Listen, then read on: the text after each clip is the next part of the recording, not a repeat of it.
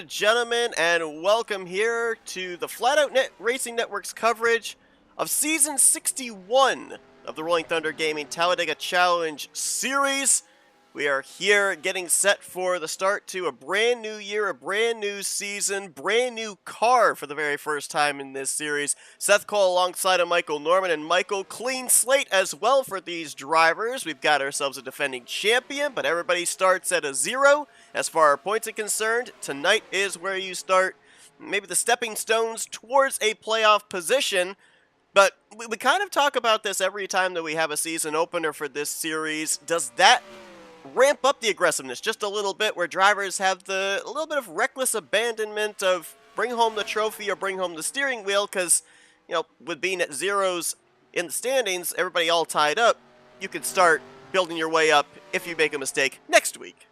Well, I mean, it's the first race of the season, Seth, so it's going to be every man for himself. No one, this is where you kind of set the precedent for your season, whether you're going to be working on trying to climb the point standings or working to just try to maintain the spot in your point standings. So the higher you finish here, the less stress it's going to be on the rest of the season. So it's going to be interesting to see who can pull away with the first victory of the season here. But right now, I want to call out the cat in the bag, or whatever thing I'm trying to say here. You qualified 4th. I did. I'm back here in 21st. That's not how this goes. Is it not? No, I got a pole before you did, though. I thought I normally out-qualify you, though. Oh, no, I out-qualify you all the time. All the time? Oh, yes. All right. It's so glad to be back in this booth. It's great to be back. Hope everybody is having glad I'm starting to get my Thursday nights off again, so I can be here. So, yeah, so this is going to be fun, Seth. I mean, I don't really have specifically somebody I'm looking at here, because this is pretty much any man who starts this race can win this race. They absolutely can. And, you talked about, I think you were trying to say the cat in the bag. More fitting would be the elephant in the room, and let's talk about one of those here. It was an animal in something. It was an animal in something, yes. The gorilla in the gopher hole. That one was weird. I don't even know why that one entered into my head. Yes, but let's come up with. But let's address the X factor here really for this season, and that is the Aero 88 cars, because when we first started broadcasting this series, they were back, I believe it was in the Men Cup 2019 cars. Then they moved over to the trucks that we've had for the last few seasons, the NCTS 09 mod. Now we move over here to the historic Aero 88 cars, the lower spoiler. The hitbox has got to be somewhat different, I would think, because I feel like these cars are a little bit more compact, maybe a little smaller, so the hitbox, I think, would take a little bit of getting used to. Now, the reason that this mod was decided on was in another series that runs here under RTG. I believe it was the Wednesday Night Aero 88 series. They ran a super speedway race and said, this actually is really fun. We should bring this over to Thursday nights, which they have done. Is there going to be a period of adjustment, you think, here for a portion of this race, maybe this entire race for these guys? Do you think they got enough laps, enough experience under the practice session earlier? Where are we looking at as far as these drivers going to school when the green flag drops? Well, I mean, it's going to be all about knowing how, when, and where you can bump. Some of these cars have their noses really flat, which I believe are mostly just the Chevy Aero Coupe. So, the rest of these other cars, they don't have that good of a flat nose. So they just got to watch how they bump on the straightaway stuff and try to avoid the dreaded bumper grab, Seth. And we've seen that happen numerous times at the front of the field and all over the racetrack. That can very, very easily take 6, 7, maybe even 10 cars out of this race. Absolutely. We'll be talking a lot more about these cars here during the course of this race, but we're going to now give you your starting lineup. It's going to be Donnie Garrett, who's going to be leading us to green here tonight in the number 77 Buick. He'll have the number 26 Pontiac to his outside. That's Billy Elliser. Row 2 is going to be Bobby Farrell, joined by Terry Bombard. Wiley Coate and Joe DeSpirito, they'll be back in row 3. Row 4 with Bob Dixon and Milt Surratt. Row 5, the top 10 complete with Glenn Harris and Cy Jones. Jim Black, nice to see him back in an RTG field. He's going to be back in row number 6 with Wayne Pribnow. Kelly Causey joined by Dave Cannon in row 7. Row 8 finds John Godfrey alongside of Ken Roberts. Dave Melson and Jeremy Jeffries are going to complete the top 20. Bob Seminara, he's back in row 11 with our defending champion Richard Martin. Row 12 finds Jessica Shelton with Chris Emery. Row 13, that's where we're going to be finding Chuck McClure, I believe. Yep, McClure and Josh Metallic. Row 14 with Brian Ross and Jeff Crivello. Row 15, the top 30, Bernie Mobbs, Hank Middleton. Brian Schilling and JT Mayhew in row 16. Doug Hewlett, Greg Palmer, row 17.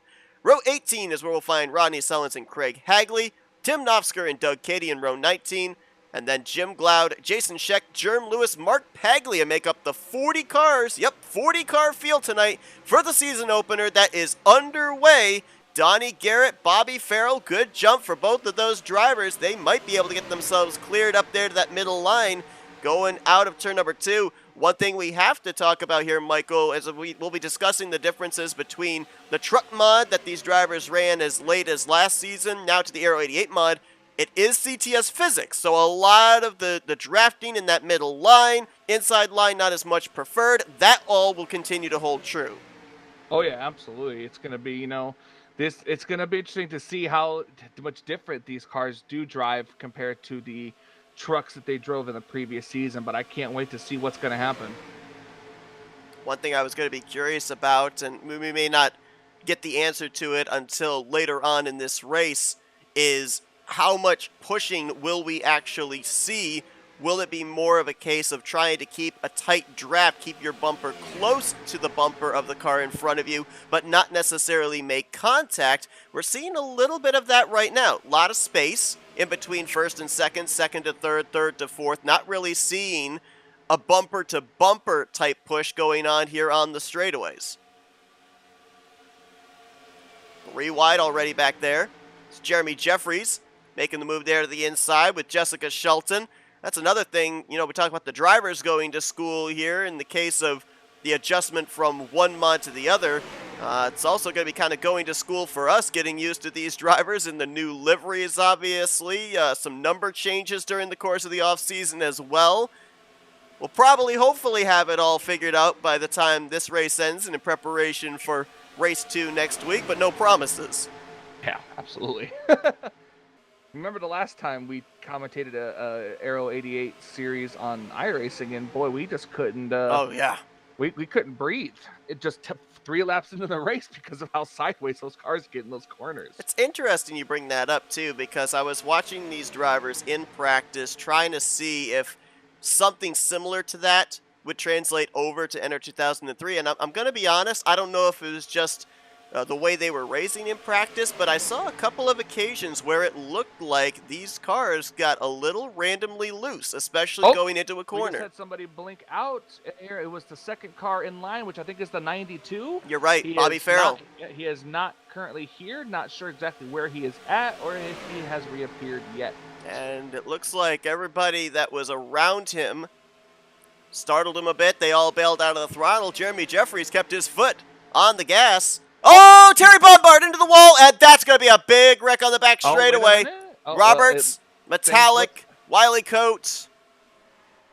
Things looked like they were going to save it for the most part. Then they wrecked, end up further on in the back. And they're still hitting each other. Bobby Farrell wrecked or lagged out and came back in. Now with this caution being out, could that possibly save him? Huge, yeah, definitely. I think he would probably, returning back in here under yellow, he would only lose a lap and would be in line, I would think, via the lucky dog. Yeah. Cy Jones got a piece of that. John Godfrey was in it. To your point, it almost looked like maybe they were going to not have a whole bunch of drivers involved, but I think after the 55 of Roberts was coming back up the racetrack from the inside, that's when a lot more drivers got involved. I think they're letting the 92 go around the pace car. Oh, okay.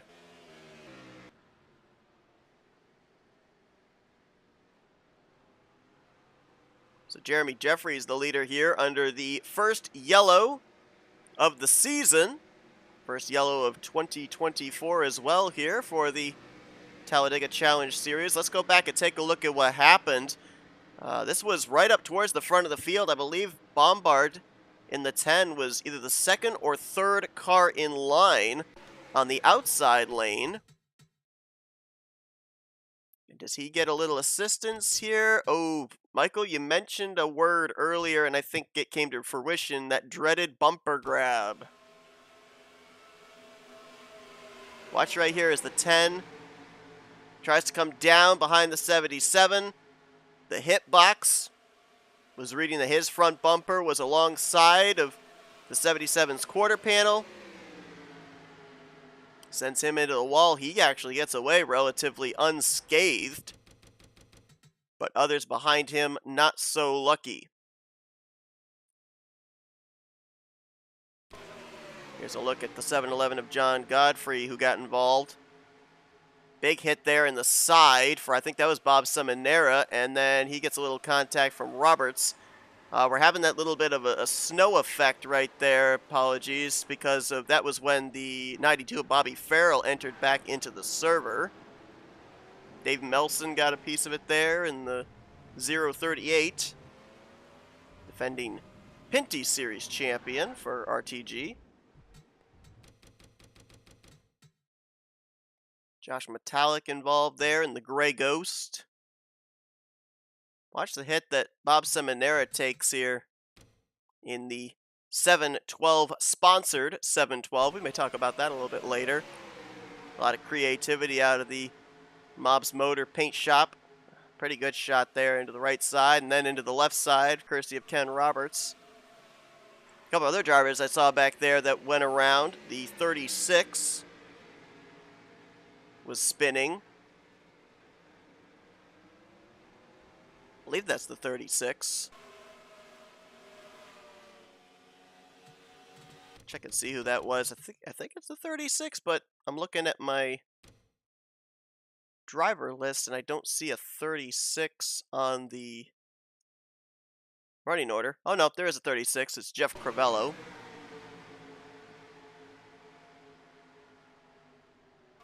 Doug Hewlick was up in the wall, bounced down off the wall. Bob Dixon further back there. Jim Black. Yeah, Hank Middleton. it was just Bernie Mobbs, Rodney Sullins. Wow, a lot more than I thought. Yeah, I'd say there's a lot more people involved than we thought there was. Well, at first, I thought there was probably about maybe 8 or 9 drivers that had gotten involved. Could bring that total up to about maybe 12 or 13 as Joe DeSpirito stays out and leads a lap. He'll be coming to pit road. A couple of others staying out that extra lap as well. Jason Scheck, Wayne Pribnow, Brian Rawson. It's like Cy Jones as well. That would turn the lead over, I believe, then to Terry Bombard. It does indeed. And then Jeff Crivello, Donnie Garrett, Jeremy Jeffries, and Jessica Shelton, I believe, are the top 5 at this current point in time. The 92 is still 1 lap down. Not sure if they are going to allow him to get the wave around. I'm wondering if maybe... or he'll have to wait till next caution. Yeah, I'm wondering if maybe he will end up coming up alongside the pace car, getting the lucky dog, if they maybe let him go around the pace car that one time because he entered back into the server and left pit road before the pace car did. That might be why they allowed him to go around the pace car at that point. We'll wait and see. If not, if he's not the free pass driver, then he would be the only driver minus 1 lap, and obviously, if nobody else fell a lap down, he would get the lucky dog under the following caution. But there on the top of the screen, you're going to see him coming into view here. Looks like he's pulling up to get alongside the pace car and indeed eventually get back on the lead lap. So that would be an indication, I would think, that the lights should go out atop of the Corvette pace car this season. And we would be ready to go back green on lap number 9. Well, no mixture of strategies. Normally we end up seeing a handful of drivers stay out if there's an early yellow and most of the field come to pit road. Well, just about everybody came to pit road this time. The only 2 that hadn't pit were Terry Bombard, who I think is coming down this time, and then Jeff Crivello, who is going to stay out and inherit the race lead. Everybody else was on pit road under this caution period. We're all having to get themselves into their correct lanes now with the 10 coming to pit road. .36 of Jeff Crivello. Looked like he was maybe thinking about taking the top side here, and now Donnie Garrett moves to his outside. Bobby Farrell go around, get his lap back. And all 40 drivers that started this race will be back on the lead lap for the first restart of the season. Yeah, and it's going to be interesting to watch this too. So a couple takeaways here from the first couple of laps. Number one, doesn't really look like these drivers, at least at this point in time, feel all that comfortable about pushing the driver in front of them. And number two, that hitbox, they're still going to school about it, because that bumper grab that led to the first incident of the evening, I'm certain caught the drivers as much by surprise as anybody. It might make them a little bit tentative about pulling up to the back bumper of somebody now.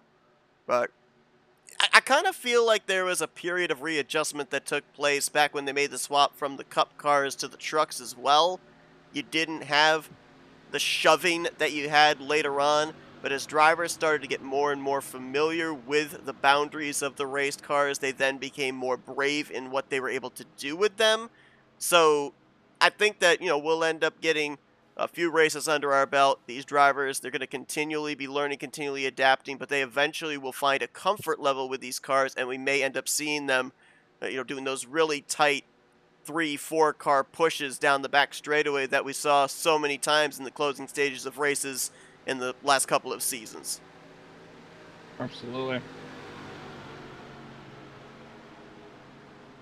Number of drivers running throwbacks to paint schemes that have run in the, would have been the Winston Cup, I think, at the time for the Aero 88 cars. Yep, it would be. I believe, I might be wrong, but I believe the 77 is a throwback, and I'm trying to, is that Bobby Allison, right? Be the Bobby Allison 22 throwback, I think.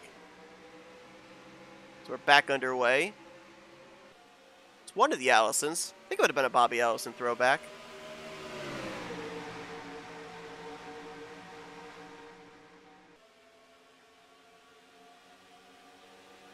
Is it the Silver Fox? No, it's the Gold Miller Light. Pretty sure that was a Bobby Allison. Rusty Wallace. I thought it. Is it Rusty? What would have been, the 27? Oh, maybe. Hold on, let me look at it. Because it could have been Bobby Allison. Yeah, the Miller. Yeah. I think that was Bobby Allison. Yeah, okay. Yes. I'm pretty sure.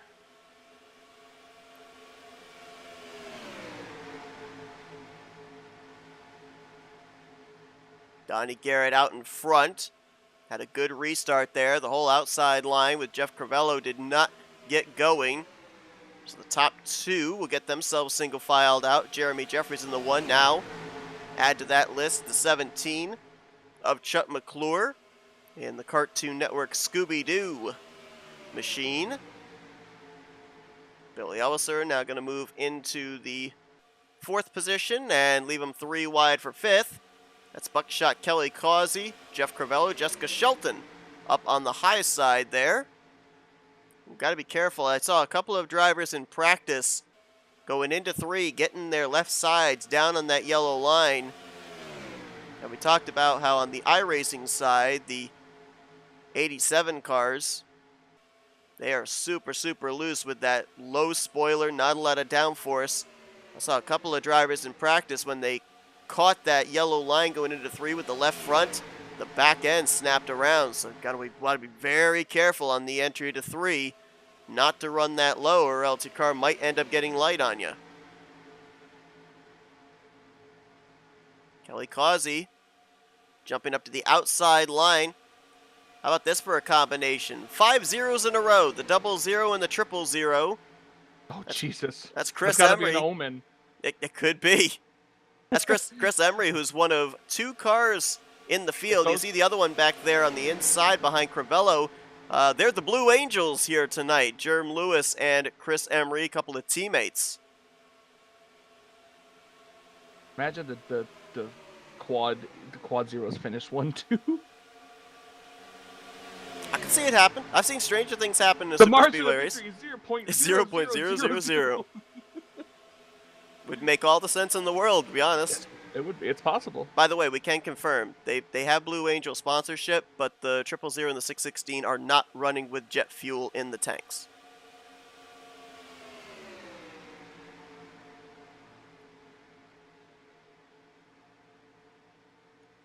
Another throwback right there. That's Greg Palmer. The Bacardi, I believe that is in a Buick, I think?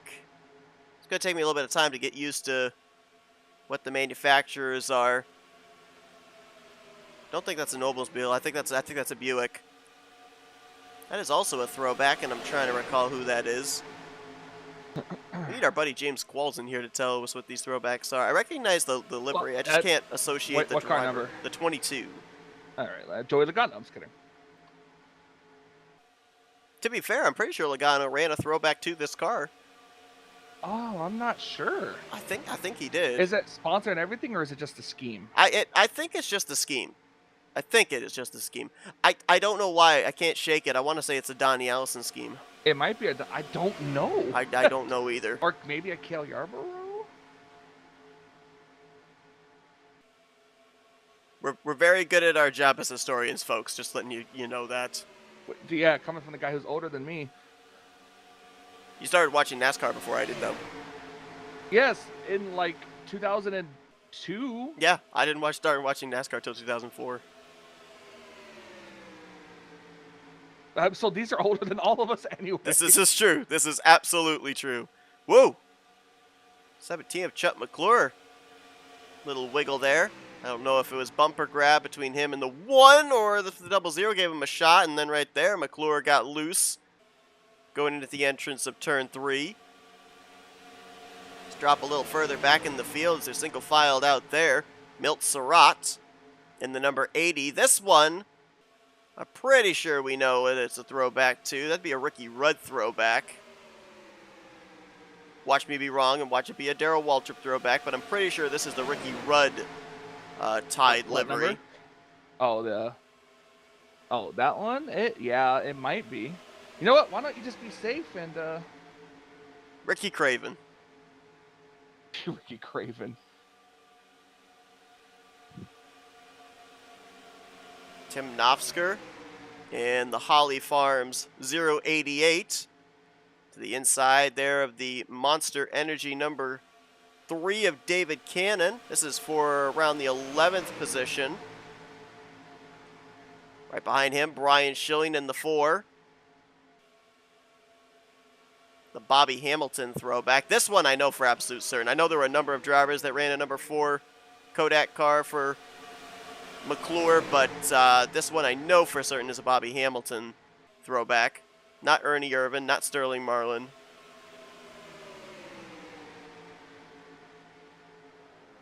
Oh, we got a spin in the back! Couple of cars. It's going to bring out a caution. It was a couple at the very tail end. I saw the 7, but I didn't get to see who else was in it. Craig Hagley was around on the racetrack, and there was another car that spun down towards the inside. I think it might have been the 58 of Jim Black.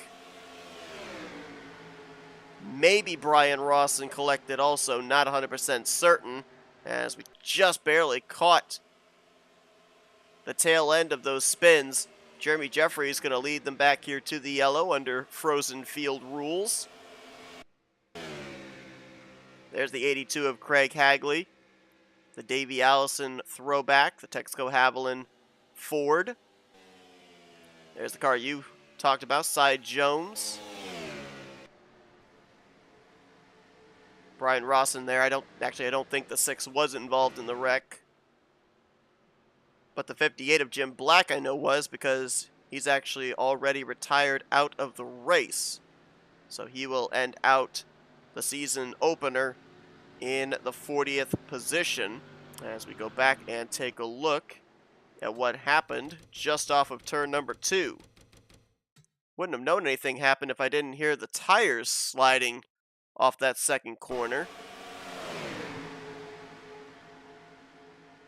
Oh, looks like the 58 might have been having some internet problems. And does he warp up into the 82? No.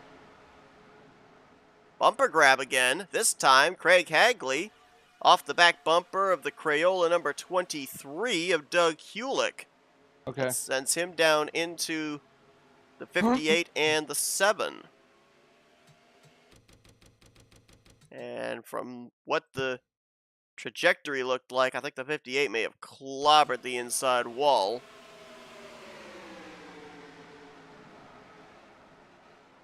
Oh, yeah. Oh, wow.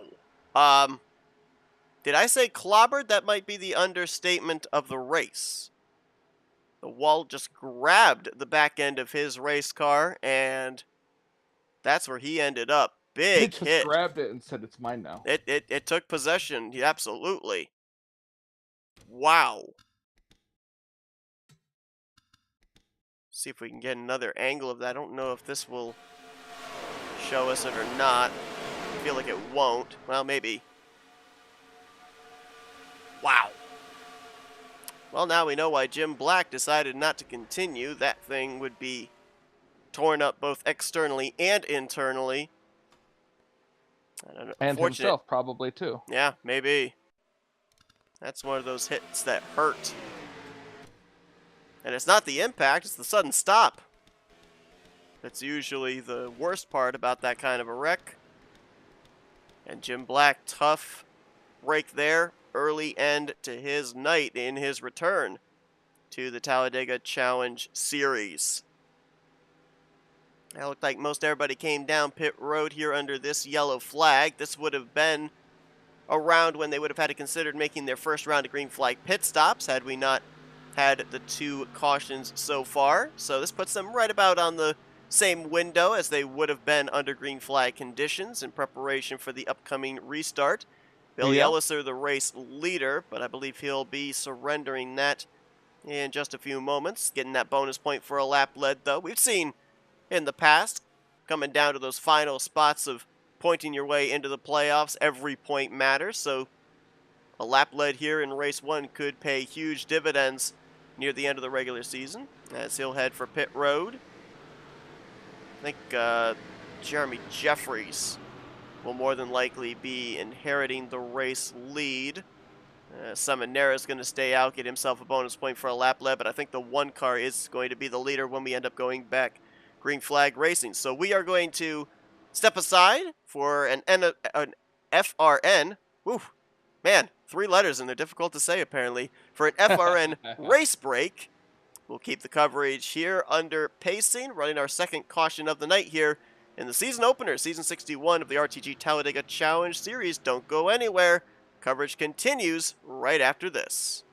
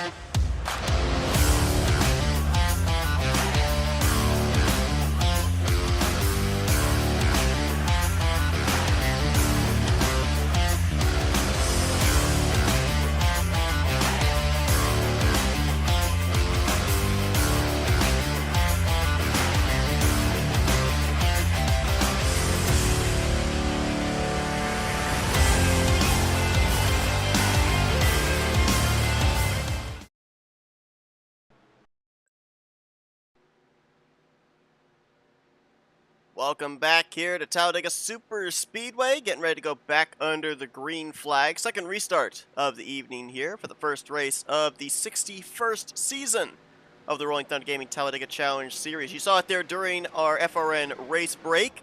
Bob Seminara elected to stay out here under this yellow flag, so he will be the one that will lead us to green. Jeremy Jeffries will be to his outside. Chuck McClure, Donnie Garrett, and Kelly Causey will be the top five. And it's Greg Palmer, Chris Emery, Tim Nofsker, David Cannon, Milt Surratt.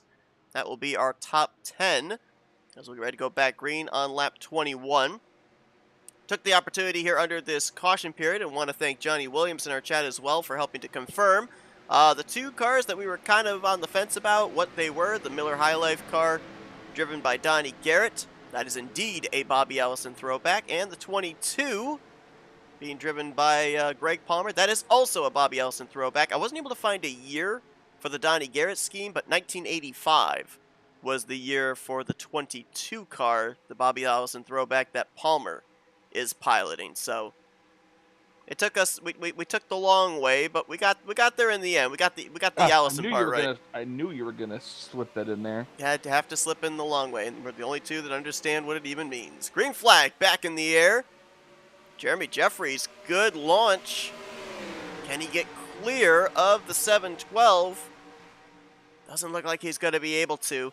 You're not able to see it from back here, folks, but people will obviously recognize the 711 logo on Bob Seminara's car, but the logo on the hood, where it would say 11 across the 7, actually says 12, and you can probably see it right there on the side. The 45-degree angle behind the number also says 12, so I love that incorporation. His number is 712, so they swapped the logo over to say 712 instead of 711. Great job there by Bernie Mobbs. Yep, and very, very clever. Well, that middle line, they were able to forge ahead from the back straightaway over here to the start-finish line. Top three clear. Jeffries, Garrett, and Palmer. Nofsker now alongside of Bob Seminara for the 4th position. We've worked 2 cautions so far here tonight. 39 of the 40 drivers that took the green flag are still running and still on the lead lap at this point in time. Terry Bombard, who was involved in the first caution of the evening, has worked his way now up into the top 10 once again, following behind Jessica Shelton, right in front of Rodney Sullins. Rodney is one of, I believe, 2 drivers in the field here that are running Dale Senior throwbacks, specifically the black and silver. The other one is Glenn Harris in the number 8. You see him down there for a moment on the bottom right of the screen. Joe DeSpirito in the 24. That is a, what is that, Days of Thunder throwback. Yep, City Chevrolet 24. Yep. Mm-hmm. Days of Thunder, which I know you've seen. We've showed it to you at least once. I've seen it once, and it was the time that you showed it to me. You're right. The Morgan McClure number 4 car, as always.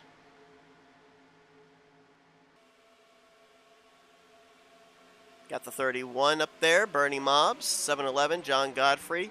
I don't think we could call Bernie Mobbs' car a throwback, because it would be to, I'm pretty sure, last year's car that Daniel Hemrick drove. I don't know. Can you call something a throwback if it's back 1 year? I guess not. I guess technically yes. If it's a paint scheme that's run a week ago, can you call it a throwback? Oh! Ken Roberts in the 55 up into the wall. I don't know if there was bumper grab involved in that. I was just about to actually talk about his race car, because that's a Darrell Waltrip throwback. Gets a shot there from Dave Cannon, trying to get him back up to speed. Whoa, Jim Gloud on the inside there, almost pushing up into Doug Hulick. I feel like Hulick's car is a throwback, and I'm trying to recall who that would have been. It's another one I'll be looking up here in just a few moments. Got the Piedmont number 44, Wayne Pribb now right behind him. That's a Terry Labonte throwback. There's some of them I absolutely know who they are, and then there's some of them like, I'm not sure. Josh Metallic further back here. In 39, the Gray Ghost. Throwback. Right now in the 34th position. Might just be riding for the time being. So we go back up to the front, and we had an exchange for the lead. Greg Palmer. Oh, we got a wreck. Oh, the caution's out, actually. Something happened at the back of the pack. I saw somebody in the grass. Might have been JT Mayhew. And I saw the pace It's car Josh coming off Metallic. of pit road. JT Mayhew and Josh Metallic.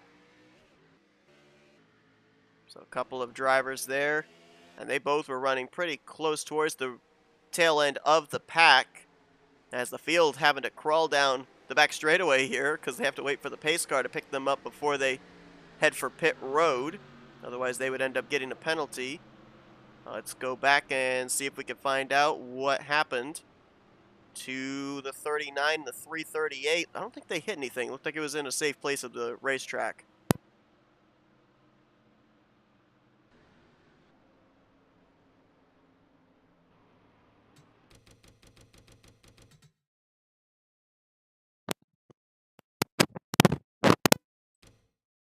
I believe this actually starts up further than where those drivers were running. Somebody else got out of shape. Not sure exactly where. Was it the 6? It was up about 6 or 7 cars ahead. See if this shot gives us an idea. It looked like maybe a checkup through the tri-oval. Oh, it was Metallic. He got a help from Jason Scheck in the 066. I thought that somebody else had started the incident further up ahead of them, but nope, it was the 39. So we'll go back at another angle and see the initial contact there. Might have been some checkup. They were 3 wide ahead of Metallic, and he might have had to lift right here. He did. He had to lift for Jerm Lewis, and then Jason Scheck was not able to react in time. Metallic does get the outside wall. Wow, JT Mayhew almost hit the inside pit wall there, just exiting the pit lane. But he's able to avoid, and, well, looks like NR decided it didn't want to work anymore, so bear with us, folks. We're going to try and get everything back up again. Oh, did it crash on you? It did. At wreck. I think it's wrecks. It's something when wrecks happen. Could be. All right, we'll see if I'm gonna actually try and restart the ticker here as well. So unfortunately, looks like we're probably gonna have a little bit of a scoring issue in the fact that I think the only car out of the race at this point is Jim Black. He probably will not show up on the scrolling ticker for the remainder of the evening. But I think he's the only one that is currently out of the race.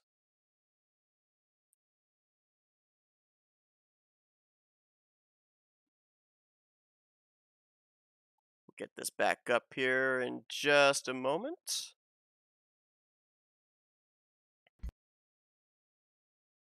Well, while we're doing this, Michael, you were talking about under that, what was it, the second caution period, how apparently drivers were talking about their favorite flavor of ice cream.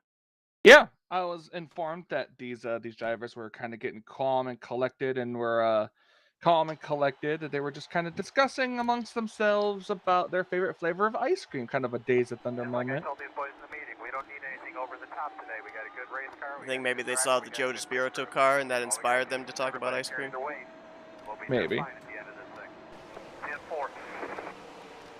Alright, should be nearing getting reset back up here. Apologies for that, folks. The beauty of technology, I tell you what.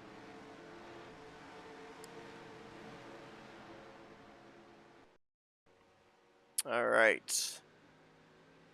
Well, hopefully our scoring is going to be correct here. give it a couple of laps to make absolutely certain. Greg Palmer right now being scored the race leader, and I didn't hear an engine sound there for a couple of seconds. Clutching, saving some fuel. Kelly Causey right now in second. Rodney Sullins, Mark Paglia, Hank Middleton. So look at a few more of these throwback liveries. Obviously, Kelly Causey throwing it back to Buckshot Jones. That's his nickname here. Kelly Buckshot Causey. Although we ended up, he doesn't have it on this car, but for the last couple of seasons here for the Tally Challenge, when we were with the trucks, he had the Jif Peanut Butter Wonder Bread car, and congratulations to him. He ended up picking up that victory in the BSR Hangover 200 here on FRN on New Year's Day, and we established that his nickname was going to be the Jif Man. But I wonder if we're going to get a Jif Peanut Butter featured race car here during the course of this season, or if he'll be sticking with the Buckshot Jones throwback.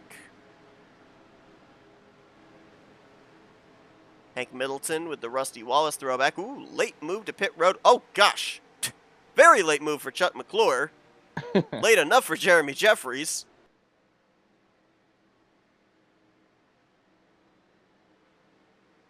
But Hank Middleton with that black and gold Miller Genuine Draft Rusty Wallace throwback. Richard Martin, DMAR, the defending champion of the series. Now, normally, at first glance, people would say that this is a throwback to the King Richard Petty, but I think this is a Bobby Hamilton throwback, actually. I don't think, and I don't know if you know this, Michael, but I'm pretty sure Richard Petty did not drive the number 43 car with the red stripe down the middle of the hood and up over the door. That would have been either Bobby Hamilton or John Andretti, and I think it would have been Hamilton. For what number? The 40, just the regular 43? Yeah. Yeah, he drove a car like that before. Did he? Yeah. I don't know why. My first initial reaction does not go to Richard Petty. It almost makes me think Bobby Hamilton, but maybe it is. Maybe it is the King.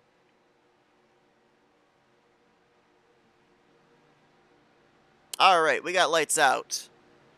You ready to go back to green? We're ready to go back green here. Greg Palmer, Kelly Causey, Rodney Sullins, Mark Paglia going to be the first two rows. Scoring right now is showing Jason Scheck 1 lap down.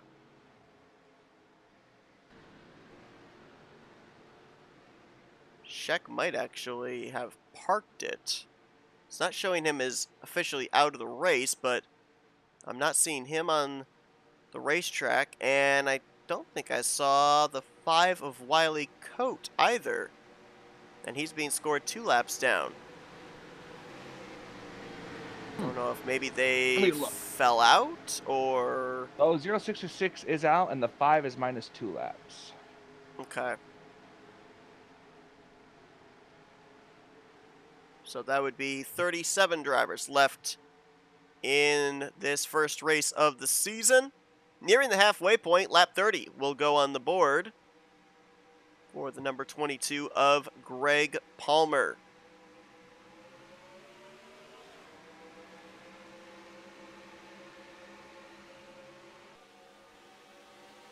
At least one more pit stop these drivers are going to have to make, including those that pit under this caution.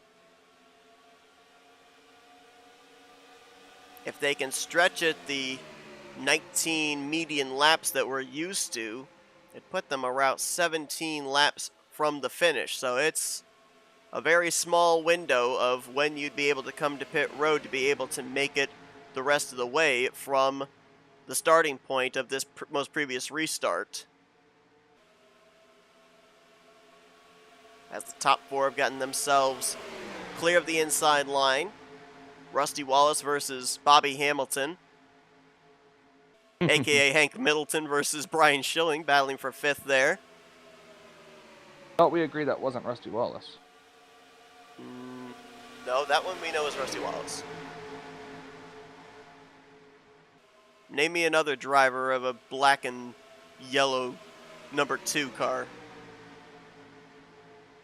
I'll wait. We got Bobby Allison back there.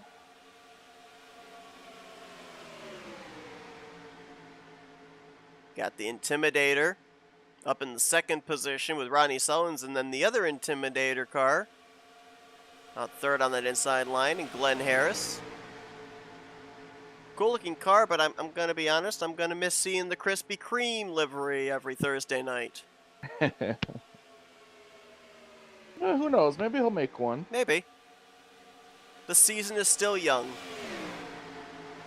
A lot of these liveries people will recognize from schemes that these drivers featured in the Aero 88 series for RTG. Just brought them over from one series to the other.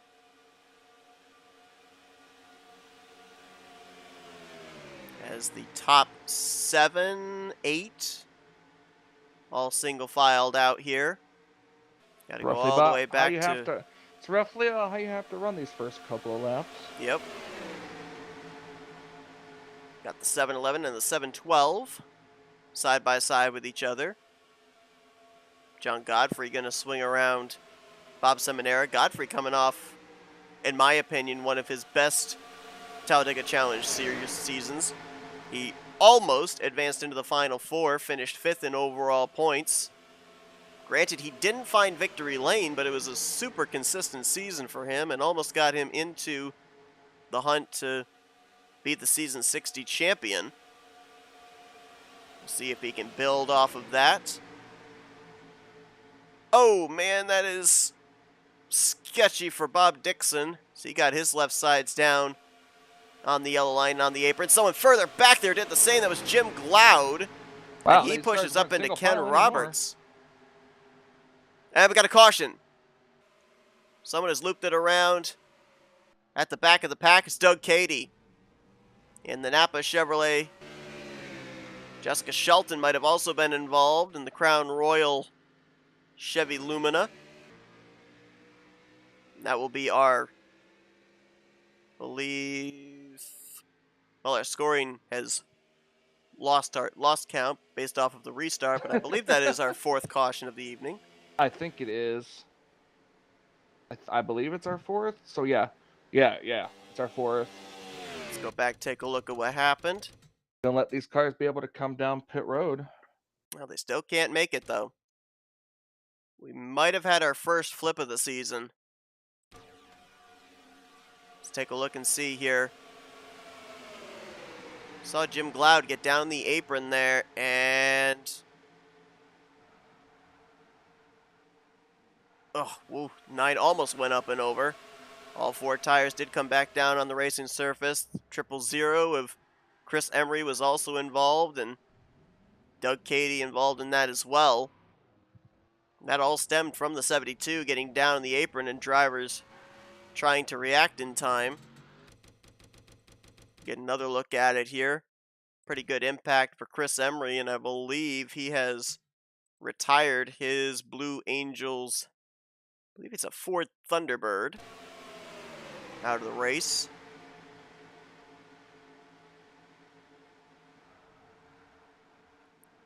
Yeah, Cady drifted up the track, gets Emery. Emery overcorrects, trying to save it, comes back down. Shelton collected up in it as well. 3-car incident, bringing out the 4th caution of the night here.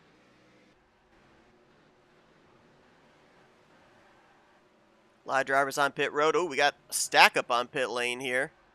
Ken Roberts was stopped right in the middle of pit road trying to get into his stall with drivers passing him on left and right.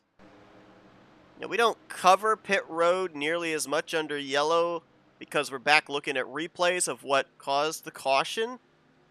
But safe to say, from what we hear from drivers and from own personal experience, pit road, folks, it is just as hectic, whether it be under green or under caution, as it is out on the racetrack itself.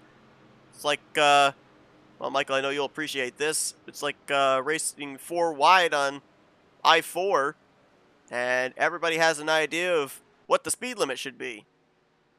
Yeah. Just about. was it 55? Yeah, just about 55. Yep. Can you drive 55? No, I can't. I can only drive 54 or 56. I can't drive 55.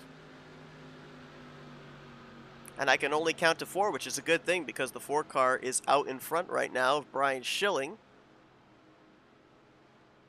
See if he's going to elect to stay out here. This is an interesting scenario. I see a lot of drivers have elected to come to pit road, so that way they won't have to take on nearly as much fuel on the final pit stop, but we had projected that everybody was going to be able to make it on one more pit stop, so I think that Brian Schilling and some of these others, they may elect to keep the track position here, knowing that they've got that one pit stop still to go, rather than be back in the mayhem. And I think that's exactly what's going on here. The 4 is going to stay out. The 6 is going to stay out of Rawson. Hagley in the 82 is going to stay out. You got some of the handful of drivers that are going to come to pit road, but you got kind of a split decision. You got the drivers that are electing to give up the track position now to come to pit road and have a shorter fuel-only pit stop in the latter portion of this race, whereas you've got Brian Schilling who says, well, I'm going to gain the track position, get myself a longer pit stop if we have the final pit stop under green, but at least maybe stay ahead of the mayhem. I mean, we've worked now 4 yellow flags in the first half of this race, so that's not a bad bet. Safest place usually to be at a super speedway, not all the time, but most of the time, is up at the front of the field where things are more in your control with the single and double wide rather than back in the mayhem of double and 3 wide. So we will be having a restart with less than 30 to go. Lights are still on. What do you think, Seth? Do you think the later this race goes, because we're after halfway now, you think it's the animosity is going to ramp up here? I wouldn't be surprised, to be perfectly honest, just based off the fact that it is the first race of the season. So many times we talk with drivers at the very beginning of the year, ask them what the mentality is, and they go out there and kind of treat it as a must-win race. It isn't a must-win race. You know, they still have another 8 or 9 regular season races to be able to put themselves in a playoff position, but when you start at 0, you know, there's nowhere to go but up. So if you make a mistake here this week, you've got a bunch of recovery weeks to be able to gain back the points that you lost. So I think, to your point, I think we are going to see the aggressiveness kick up. Maybe not here as soon as the green flag drops for the upcoming restart, but we start getting into that 10 to go scenario, 5 to go scenario, and then enter into that point of no return area of the race. Oh yeah, we're going to see a lot more aggressive moves out of these drivers all the way through the field. A couple of cars falling out of the Interesting. server.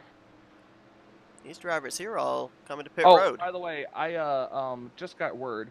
The number 77 is based off of the 1987 Bobby Allison number 12 car. 1987. Okay.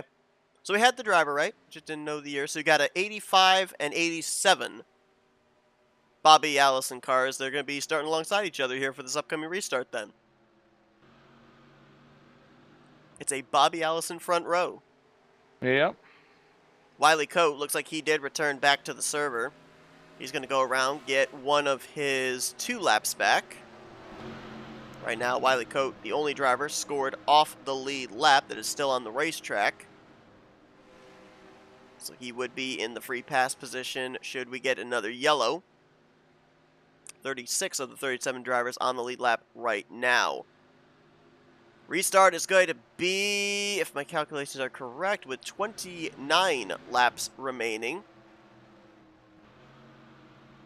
Greg Palmer, Donnie Garrett, Joe DeSpirito, Richard Martin, and Milt Surratt are going to be the top 5, followed by Jeremy Jeffries, Hank Middleton, John Godfrey, Glenn Harris, Tim Knopfsker. That is the top 10.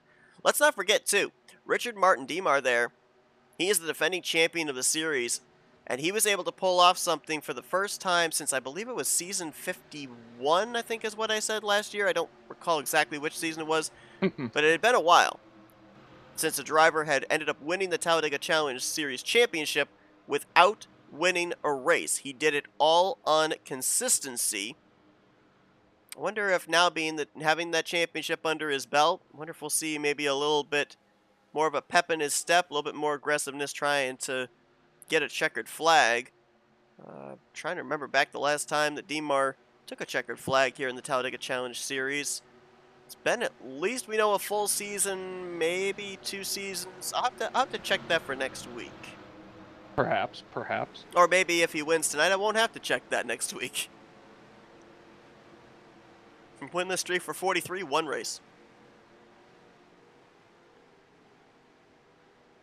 A notable face missing from the field here tonight. Grant Wesley, have him in our chat here. Grant, good to see you. I wish you could be here as well. Look forward to seeing you back out onto the racetrack. I think, if I remember correctly, with Grant's scheme, we would end up having him and Ken Roberts doing a little bit of doppelgang in there in terms of the Darrell Waltrip paint jobs.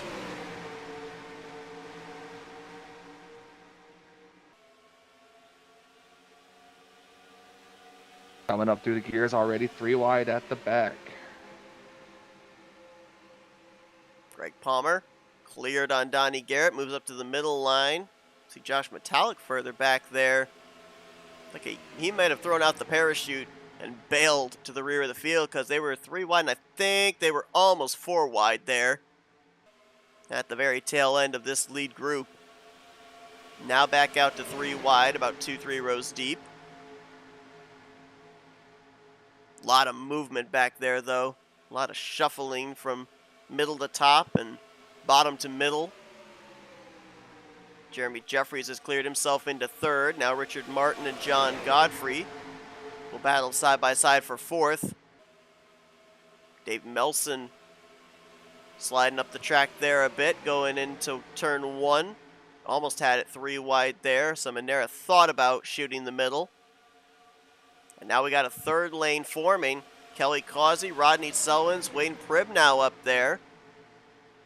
We've really yet to see here tonight, Michael, a 3rd lane make forward movement. They've, for the most part, been double wide and really up at the front single file in that middle line. Let's see. We mentioned that it is the same physics, CTS. I'm assuming the same setup that they would have run with the trucks the past couple of seasons, just a different car.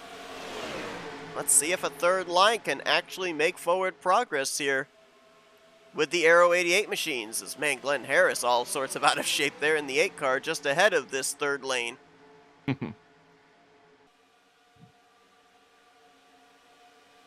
Couple of drivers back there maybe in danger of losing the drafts. Just unfortunately the damage on the race car. Yep. Like Doug Cady, Jessica Shelton, who were involved in the last yellow. Josh Metallic, who was involved in the caution before that. Hank Middleton saw the run coming there from that 3rd lane. He jumps up in front of Kelly Causey. Now the 3rd lane looks like it could potentially become the middle line here. No, Middleton's not satisfied. He'll get to the right rear quarter pale. Milt Surratt. Surratt has to give room to the inside Richard Martin. Bit of a sketchy situation right there for the Tide Chevrolet. That's a thing, too. We talk about the difference of the hitbox from front to back for these Aero 88 cars, but what about side to side? Is it where visibly your door is touching their door that the contact begins, or it is a little sooner? They have to get used to every variable, every angle, every side of the hitbox of this car. It's Jeremy Jeffries. Ducks down to the bottom with John Godfrey. He'll look for the lead, and I think he's going to complete this pass easily. Man, he made that look very simple as he stays to the inside. He was clear on the 22, but decided not to jump up in front of Palmer. Middleton moves up to the outside line. He's all by himself. He's going to be heading to the back. Tim Nofsker there, working his way up into a podium spot for now, 3rd place. Nofsker last season went winless. He wants to get back to victory lane. Oh, man, we're going to go back here towards the 2 car because he is having some problems. Oh, we got a wreck. We got a flip at the start-finish line. Caution is out. Glenn Harris in the 8 was up and over. Few other drivers collected up as well. 5th time tonight that the yellow flag will fly. And this will still put them outside of the fuel window, I believe, to make it the rest of the way. This caution coming out with 24 laps to go.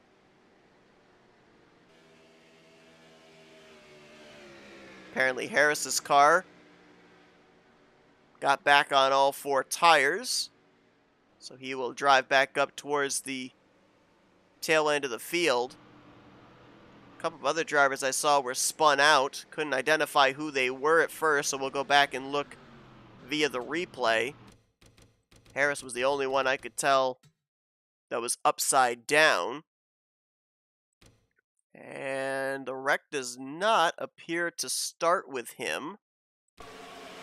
Try and figure out who it does start with. I think he gets caught up in the aftermath. Oh, Hewlick gets the 26 of Elliser, and then right there, that contact into the right rear lifts the back end of Glenn Harris's car off the track. And then I think it was his right front catches, or may have dug into the track, and that weight distribution flips him upside down. I believe Wiley Cote in the 5 also is going to get a piece of this, as we'll take another angle. Watch right in front, on the left side of your screen here. 23 pushes up, clips the 26 into the 8, and then right there, slight hit into Wiley Cote, sends him spinning.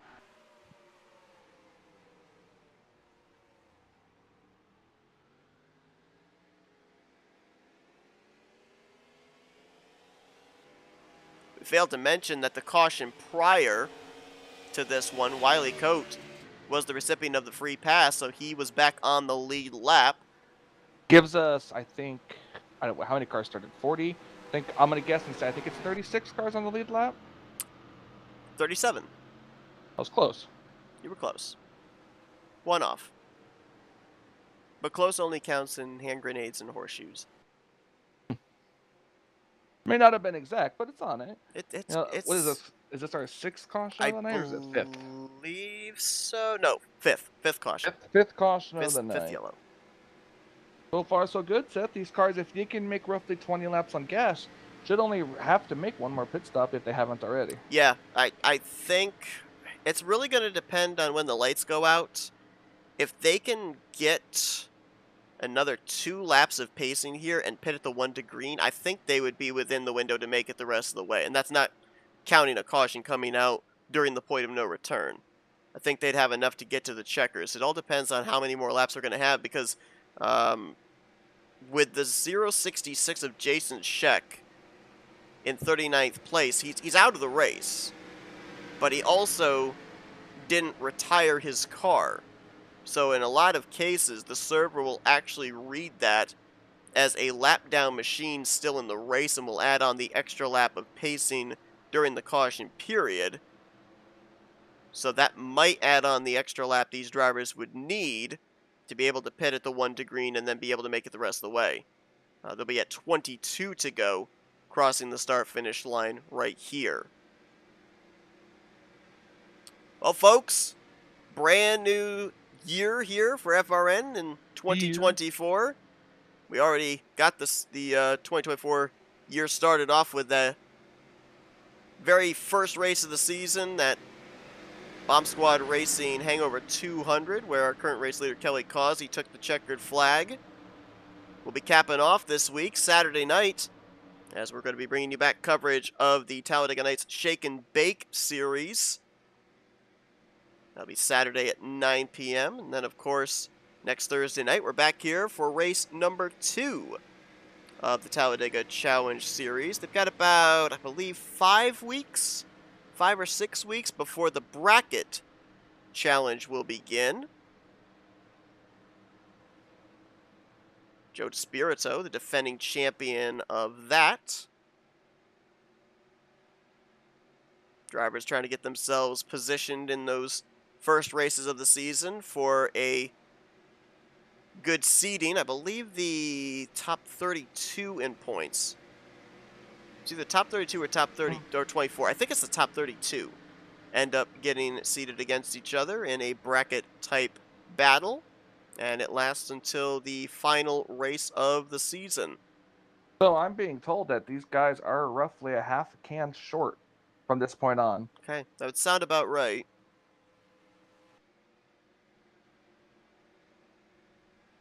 Yeah, my projections got them about 2 to 3 laps short. Oh, we got the opportunity here. We normally do this around this portion of the race. Let's take a look at the lap leaders on the night. So far, Greg Palmer has led the most laps, total of 16. Only other driver that has led double-digit laps would be Jeremy Jeffries. He has led a total of 10. 5 laps led for our pole sitter Donnie Garrett. 2 laps led apiece by Kelly Causey, Bob Seminara, Brian Schilling, and Jeff Crivello. And then these drivers have taken 1 lap out in front. John Godfrey, Joe DeSpirito, Terry Bombard, Brian Rawson, and Billy Elliser. 37 drivers still running, 36 of them on the lead lap. Correction, 37 drivers running all 37 on the lead lap. 3 drivers out of the race. Chris Emery, 38th, Jason Scheck, 39th, and Jim Black in 40th. Tim Nofsker will inherit the race lead, so add him to the lap leaders on the night. That's his first lap of the evening. You can hear the engine being cut off there. Throwing in the clutch, Tim Nofsker trying to save every bit of fuel. Greg Palmer will be to his outside. John Godfrey, Joe DeSpirito, and Terry Bombard. They're going to be the top 5 when we go back green.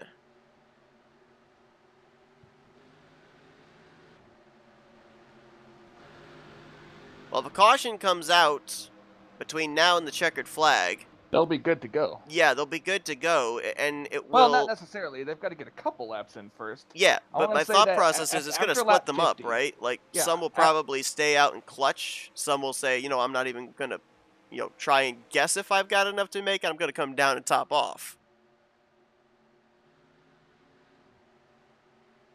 We'll see. They might be able to make it all the way to the checkers, which will make things very interesting in the closing stages.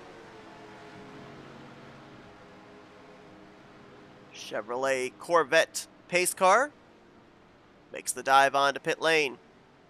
Tim Nofsker will lead us back to green. It will be 20 laps to go. Looks like they're trying to get themselves formed up there mid-pack real quickly.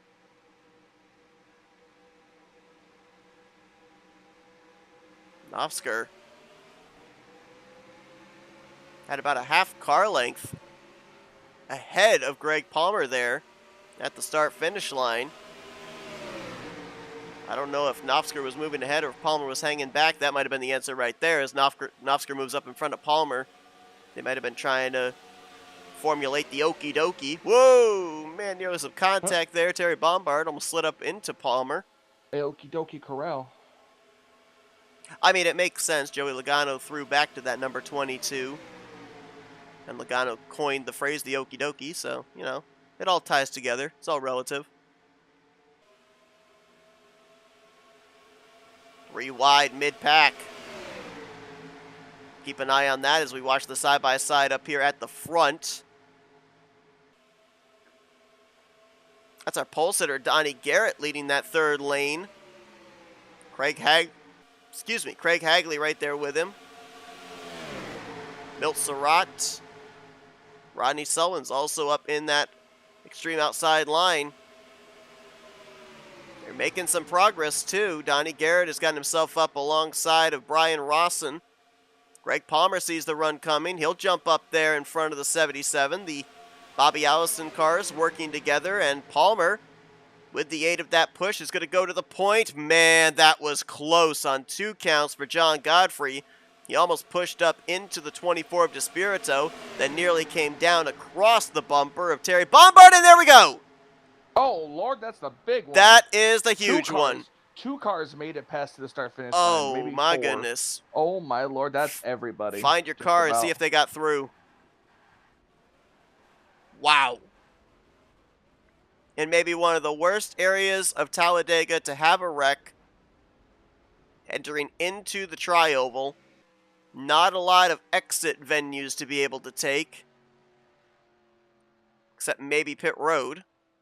And to your point, there you see Palmer and Garrett were really the only 2 that were able to get through that absolute bedlam on the front straightaway. Well, with a new season means a lot of firsts. We've already had our first flip with Glenn Harris. Now we've had our first big one of the season. Let's go back and take a look at what happened. This is what they call the game-changing wreck. Started with the 24 of Joe Despirito. He was the first one I saw get out of shape.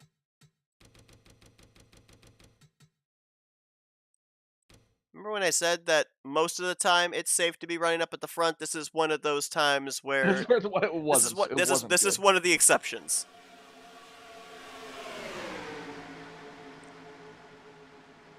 Gets hooked in the right rear by Brian Rawson. Milt Surratt went up and over. Godfrey, Martin, Hagley. To be honest, it'd be easier to compile a list of the drivers that weren't involved than the drivers that were.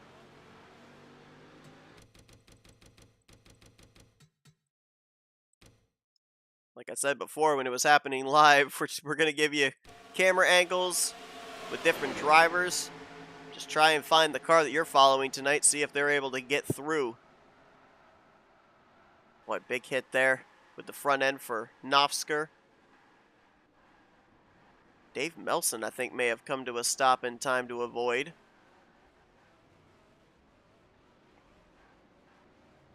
A lot of cars there in the grass, spinning their tires, trying to get going. Doug Cady gets a late hit from Chuck McClure. 82 of Craig Hagley. Since it is race back to the yellow, he was actually in reverse, trying to get back to the stripe. Well, that's one way to do it. That is.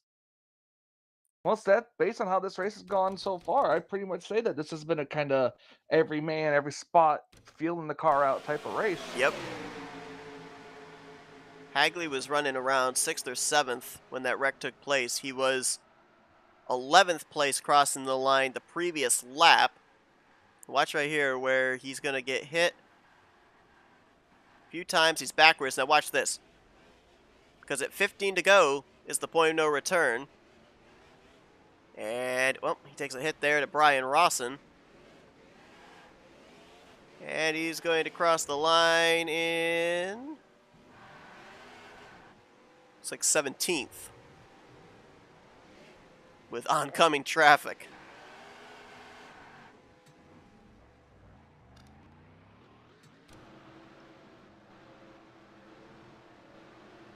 So far, after all that, looks like only one driver out of the race. David Cannon in the 3. So he would get credited for 37th place.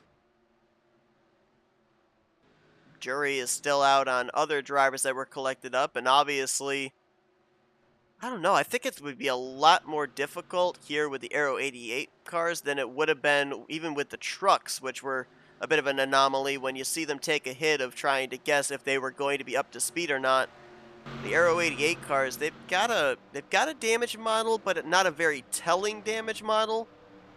So until they get up to speed, will we really, I think, the entirety of the season know if a driver is going to be able to still be competitive, or if they're just going to be logging laps and hoping for a race of attrition to be able to pick up positions and be able to pick up points. But with this caution coming out, we talked about this before they went green. They'll be good Some on fuel drivers now. should be able, to save that maybe 2 or 3 laps that they were lacking on fuel. A couple of drivers there. 2 of them that got through that wreck were just in front of it, Palmer and Garrett.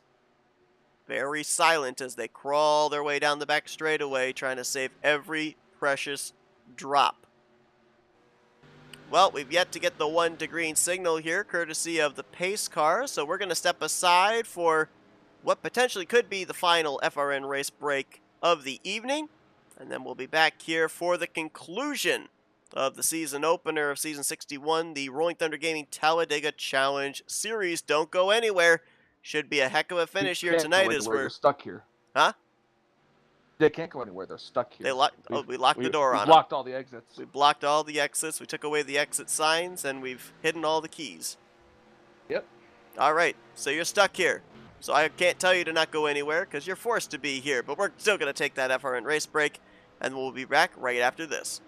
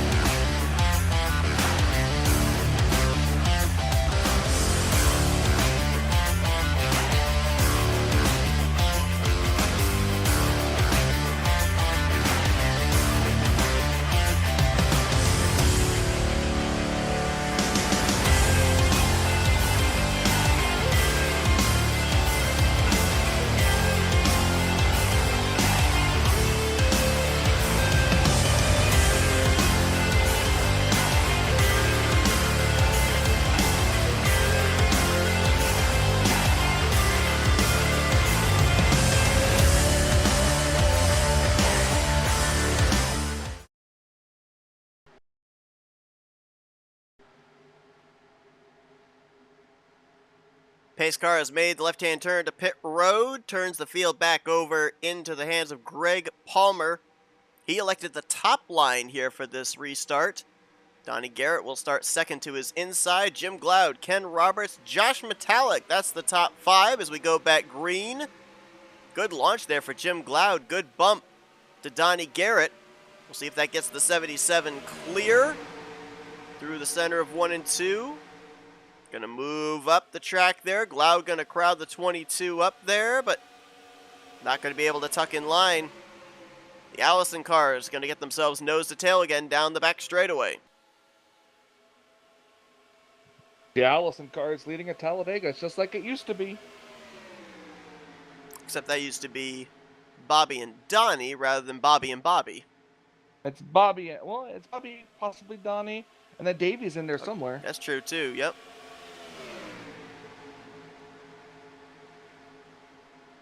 Ken Roberts slotted into third. Defending champion Richard Martin right there in 4th position.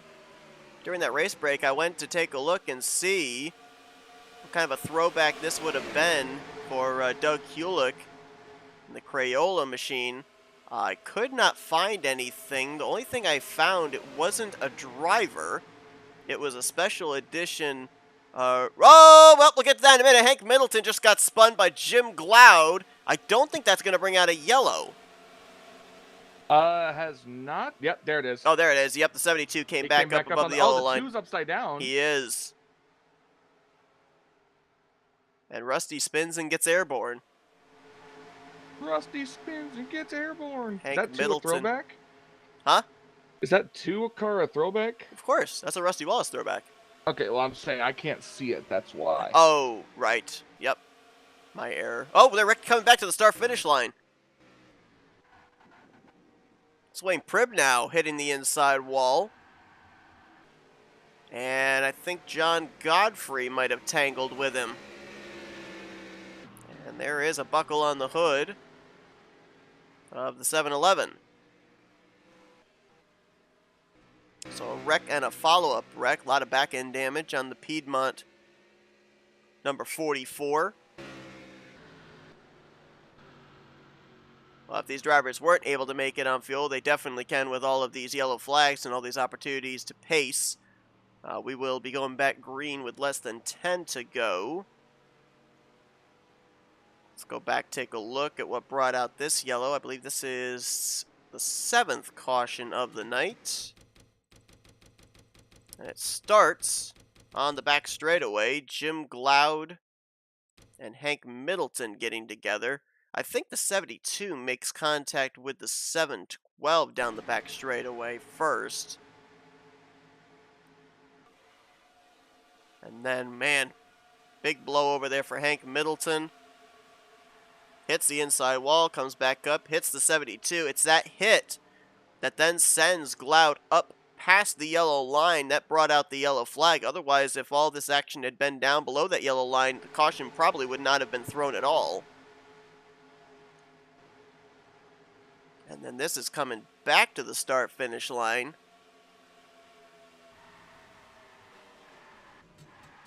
John Godfrey, I think he makes some contact with Jeffrey Elliott?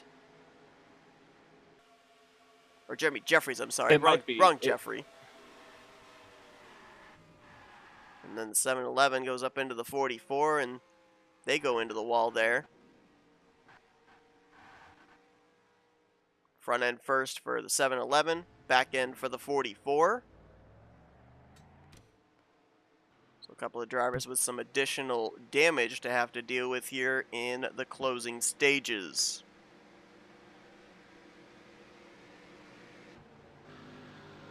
I was going to mention, and I'll do it now, that 23 car, the only Crayola car I could find that looked remotely similar was a car that was designed by Revell. Doesn't have a driver associated with it, but it is a Binney and Smith number 98 Crayola car. I'm assuming that's what it's a throwback to, but I'm not 100% certain. I don't even remember. Yeah, I've never seen that car before, but that's the only car that showed up as a Crayola car that I could find. I mean, it looks like it's based off of a throwback, so I'm assuming it's a throwback to that, but I'm not 100% certain.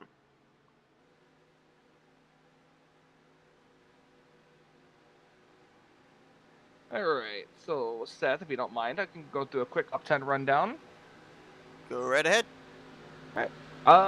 Got Doug Garrett, Greg Palmer in second, Ken Roberts third, Richard Martin in fourth, Richard Petty up here in the top 5. That's kind of expected. Doug Hewlick, Dave Melson, Joe DeSerto in that Cole Trickle throwback, Jerem Lewis, Bob Seminara, and rounding out the top 10, I think they're coming the one to go this time by, is Rodney Sullins in that 38 Dale Earnhardt car. That's the name of the driver. I couldn't think of who it was. I knew it was Days of Thunder, but I couldn't remember that it was Cole Trickle was the name of the Just think the famous race car driver Dick Trickle, but instead of Dick, it's Cole. Right. Richard Trickle. Should have went with his professional name. Richard Trickle, yeah.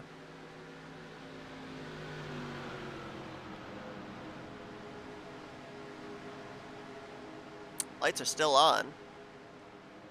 So we will not get the green until at least lap 59. That would put us roughly around 3 laps away from the point of no return. Basically, for those that don't know, we deem the point of no return the point of the race where the next flag would end it. If we ended up having a caution around lap 62, then there would not be enough laps under pacing to be able to have another restart, and the race would end up finishing under caution. Now, all cautions at this point, after we crossed 15 to go, are race back. So these drivers, as soon as they would see that yellow flag, would know that pretty much it is on for whoever is going to be first back to the start-finish line would end up winning this race. And subsequently, second, third, fourth on back. So, in a way, it's kind of as if the white flag is waving. We just have a few laps at 70 miles per hour to complete before it's actually official.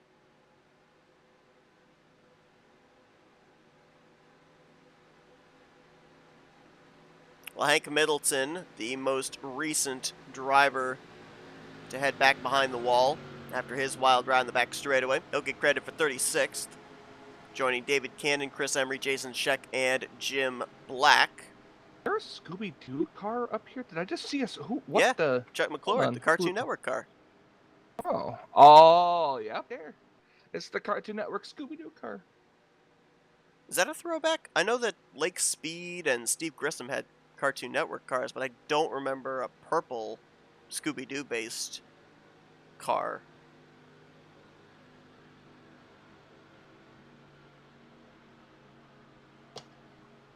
Let's see.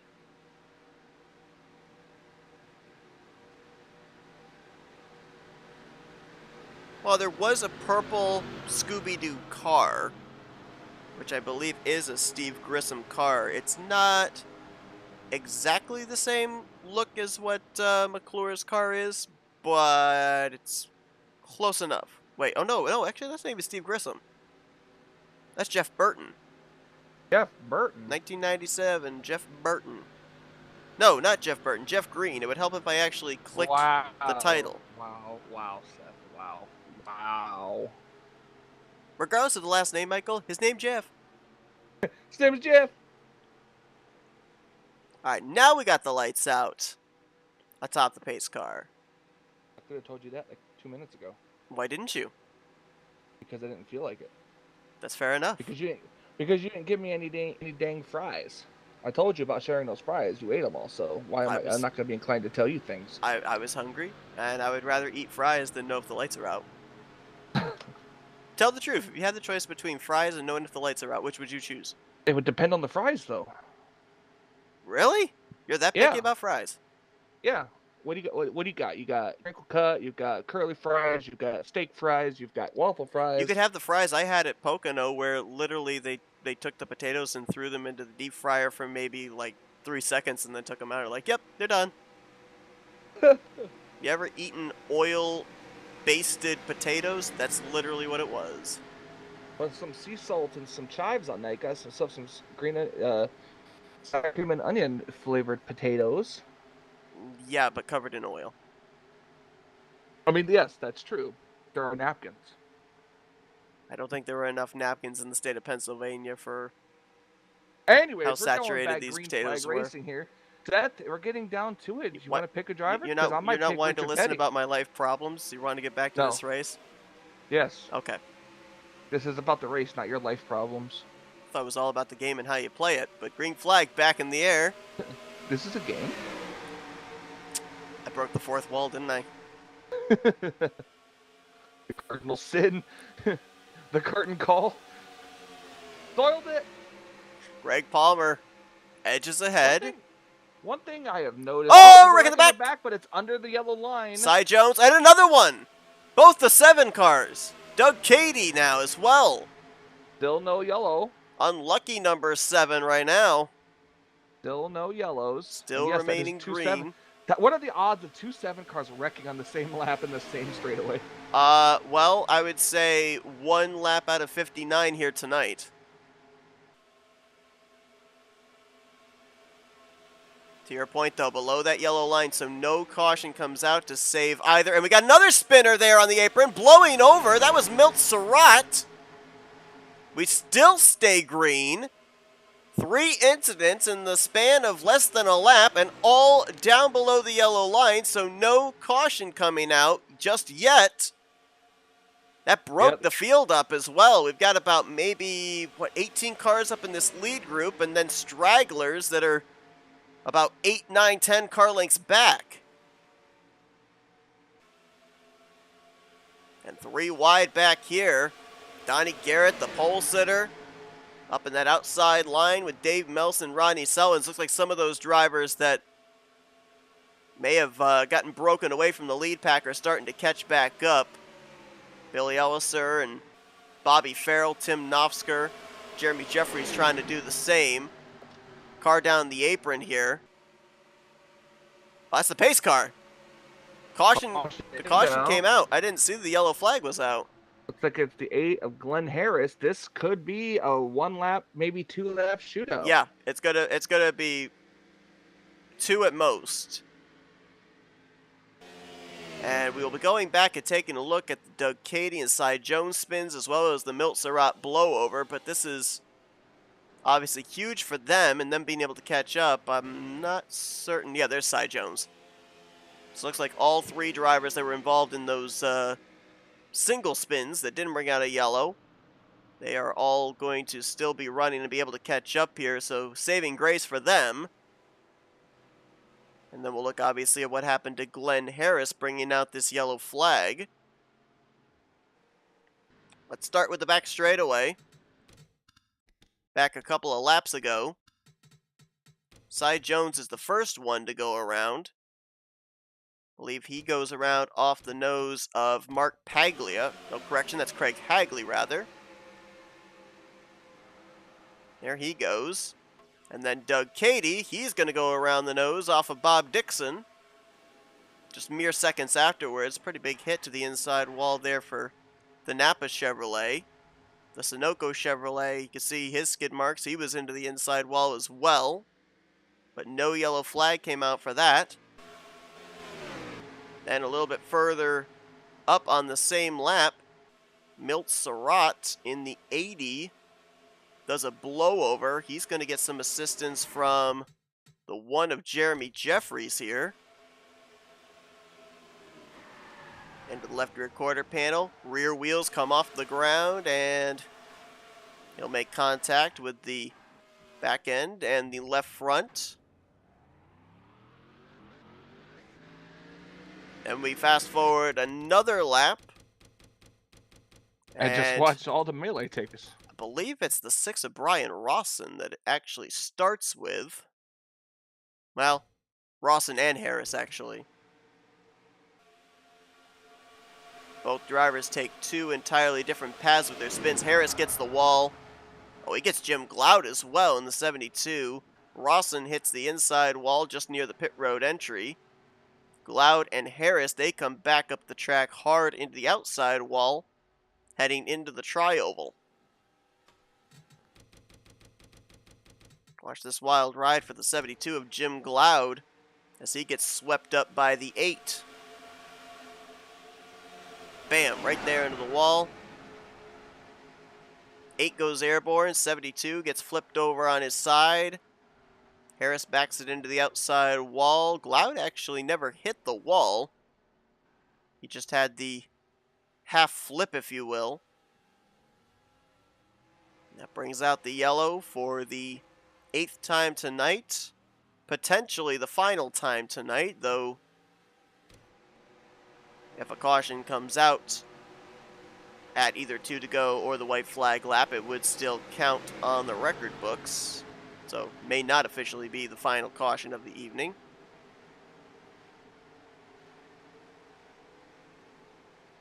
And all this has been going on behind Greg Palmer. The last time that we checked in on laps led for drivers, only 2 drivers had led double-digit laps, Donnie Garrett and Jeremy Jeffries. Well, they have easily been eclipsed by Greg Palmer, who just led his race-high 24th lap of the night. The question is, though, can he lead the final 4? As that's what the flagman just showed them. 4 fingers indicating 4 laps to go. The question is how many of those will be left when we get back green. We do know we are going to get a restart. It's just a question of whether it will be a 2-lap shootout or a 1-lap shootout. The last time that Greg Palmer went to victory lane, he did it twice. He ended up making his way into the playoffs via a win. I believe it was 2 seasons ago in season 59. And then he went out and won the first playoff race to secure him a spot into the, what was then the round of 8. I am being told that we might see 2 laps to go, so we may see the pace lights go out this time. We've had a little bit of everything here tonight. We had the big one shake things up. Now that may have been the first big one of the evening, depending on how things go down here on this shootout, whether it be 1 or 2 laps. Greg Palmer, the leader. Ken Roberts will line up in second. Doug Hulick there in third. Joe DeSpirito will be fourth. Bob Seminara currently in fifth. Chuck McClure, Mark Paglia, your defending champion Richard Martin, Jerm Lewis, and Brian Schilling are the top 10. We've still got 35 drivers running on the lead lap.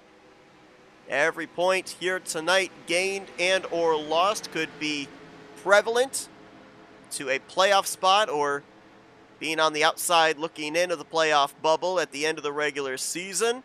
Obviously, we will not know which side each driver will be on until regular season's end, and probably will forget about the events here in this first race and how it could have affected that scenario. But while we have the opportunity here, we're obviously going to be paying attention to it. Let's see, what do the officials say? Yep, lights are off. 2-lap shootout. All right, well, folks, since we have crossed over into the point of no return, we're going to give the usual FRN disclaimer. If the caution comes out at any point during this 2-lap shootout, we will go back and look at any subsequent replays if we need to under the pacing laps or post-race, but we will stay at the front, we will stay with the leaders, and we will watch the race back to whether it be the caution and white flag or the eventual checkered flag. All right, Seth, this is it. Now you have to make a choice. Who do you think's got this? Who's your choice? Who's your pick? This is a tough one because if he had asked me this with one lap, I would have said Greg Palmer easily. We know that it takes a little bit of time to generate a run, get up to speed. With a 2-lap shootout, man,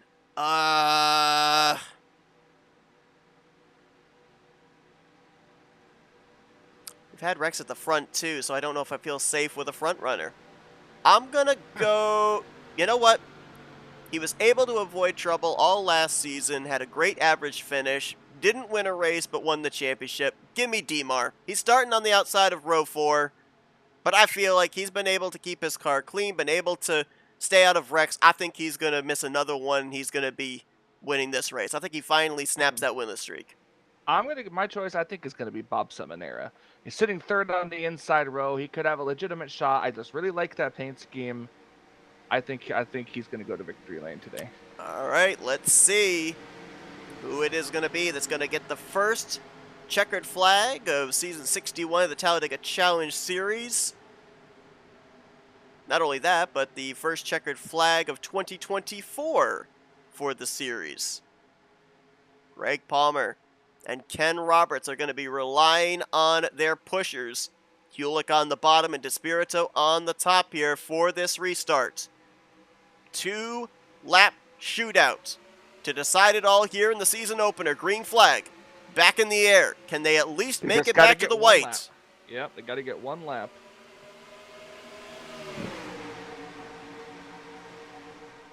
Palmer trying to get himself clear of that middle line. That way he has the option to move up there should he want it. He is clear for the moment. Contact between Hulick and Roberts for second. Palmer stays committed to the bottom And Roberts going to pull up alongside of him, may clear him going into 3. Big push from the 24 of Despirito. This is what I was talking about as Chuck McClure gets up the racetrack, and he's going to come down in front of Richard Martin, Brian Schilling as well, and there's a huge wreck in turn 4. We're racing back to the caution. Well, I gotta say it. I don't like that. He got shoved out of line, and he just came right back like the hole was still there, and it wasn't. Greg Palmer, Ken Roberts coming back to the line, and it will be Greg Palmer who's led the most laps tonight. He will be leading the final 2 laps here, as he'll be picking up the victory here in the season opener. You saw it live there as well. McClure getting shuffled out of line by Richard Martin. Coming back down the track. I'm with you, Michael. Not exactly a fan of that move. Clearly the hole wasn't there. I mean, I think the 43 was at least halfway alongside of him. Might have been a sign of displeasure of getting shuffled out of line there. I'm not sure, but... Yeah, but to just to come in and turn yourself and end the race into yellow like that, I don't know.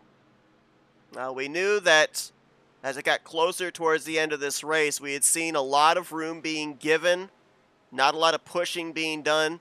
At the beginning stages of this race, drivers trying to get used to the hitbox with this new Aero 88 car. This particular mod has never been driven in the Talladega Challenge Series. But as we got closer to the end of the race, drivers knew that lack of push was going to have to come to push and eventually shove. Might have been some chain bumping that led to the 17 getting shuffled out there into turn 3. There's not a lot of space between bumpers on either lane down that back straightaway. And it culminated into this race ending under yellow. 9th caution of the night to finish this thing out. But Greg Palmer able to hold off Ken Roberts by 25 one-thousandths of a second, coming to the white. He's going to win here at Talladega, his first win of season 61.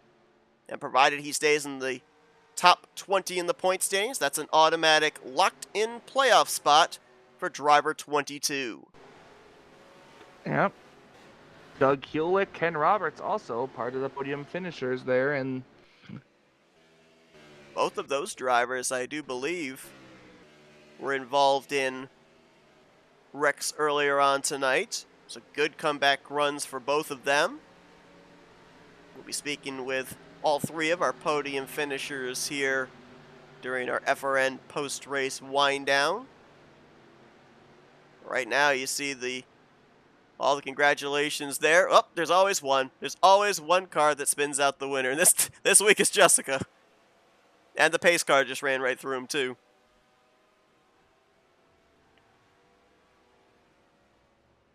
Greg Palmer going to be bringing that machine around.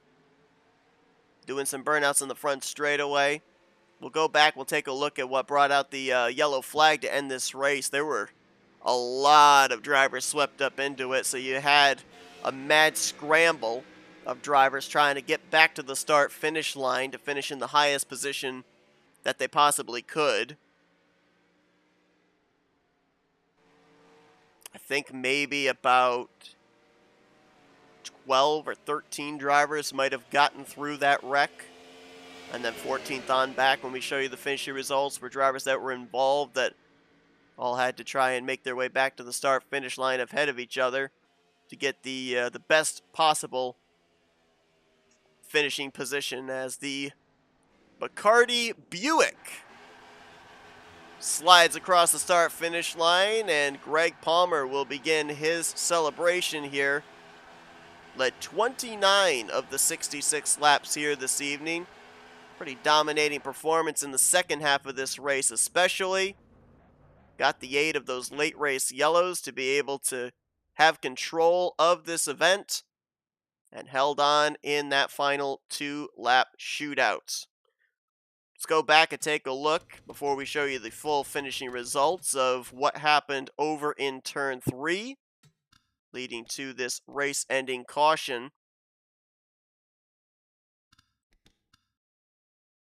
We're going to take it all the way back to about a third of the way down the back straightaway here. Chuck McClure, the purple car, third in that outside line. You see them chain bumping down the back straightaway here.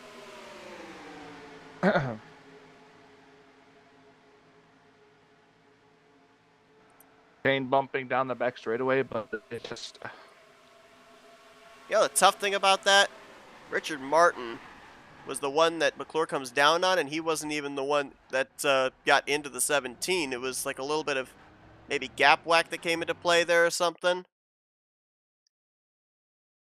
it might have Between been. between McClure's left front and Doug Kulick's right rear that sent him up the track, and then the rest of the field pays the price for it, with McClure coming back down the racetrack. Yeah, we try and stay objective here in the broadcast booth, but sometimes there's just some things you can't explain away visibly, so Yeah, that's a shame. I was watching that live. It really was. I mean, he just came down. And apparently we had another Just like I told these boys, crash, we don't need anything so over we the come top back today. We got a good and race car, we got a hopefully good we driver, have a we got a finishing good results crew. screen for you All we folks gotta do here. is everybody carry their weight. We'll be just fine at the end of this thing. Oh boy. 10-4. I don't think we Hold do. on. Nope, we don't. So I'll read off the finishing results here. Since we don't have a... Did the server go down? Nope. Had an NR crash again. Alright, And so... our crash? Greg Palmer, winner of this race, leading 29 laps. Ken Roberts brings it home in second. Doug Kulick was third. Joe DeSpirito fourth. Bob Seminara finishes the day out in fifth. Mark Paglia was sixth. Jerm Lewis in seventh. Kelly Causey eighth. JT Mayhew in ninth. And Jeff Crivello completed the top 10. Rodney Sellens brings it home in 11th. Donnie Garrett in 12th. Dave Melson in 13th. 14th was Josh Metallic. And 15th was Craig Hagley. John Godfrey finishes 16th, Glenn Harrison 17th, Brian Schilling 18th, Bobby Farrell 19th, Brian Rawson was 20th, Milt Surratt finishes 21st, 22nd was Billy Elliser, 23rd Tim Nofsker, 24th Bernie Mobbs, and Richard Martin will finish in 25th. 26th place was Terry Bombard, Jeremy Jeffries in 27th, Chuck McClure 28th, 29th, Bob Dixon, Cy Jones was 30th, Wiley Coate finishes 31st, Jessica Shelton 32nd, Doug Cady 33rd, Jim Gloud in 34th. He was the last driver to finish on the lead lap. Wayne Pribnow finishes in 35th, with Hank Middleton in 36th, David Cannon in 37th. 38th was Chris Emery, 39th Jason Scheck, and Jim Black completed the finishing results in the 40th position. All right, time to talk to our podium finishers here tonight, getting the season started off with a bang. Correction, we'll be talking to two of our podium finishers here. Just now being told Ken Roberts had to leave. He's headed to work. So we will be leapfrogging him. Could just talk to fourth place. We could do that too. Well, can we do that? Is he still here? He is still here. Joe DeSpirito is still here. So yeah, we could do. We'll do fourth, third, and first here tonight. Let's see if we could dial up the multi-time champion of the series, defending bracket series champion Joe DeSpirito, fourth place finisher here tonight. Joe, Michael, and Seth up here in the FRM booth. Got us?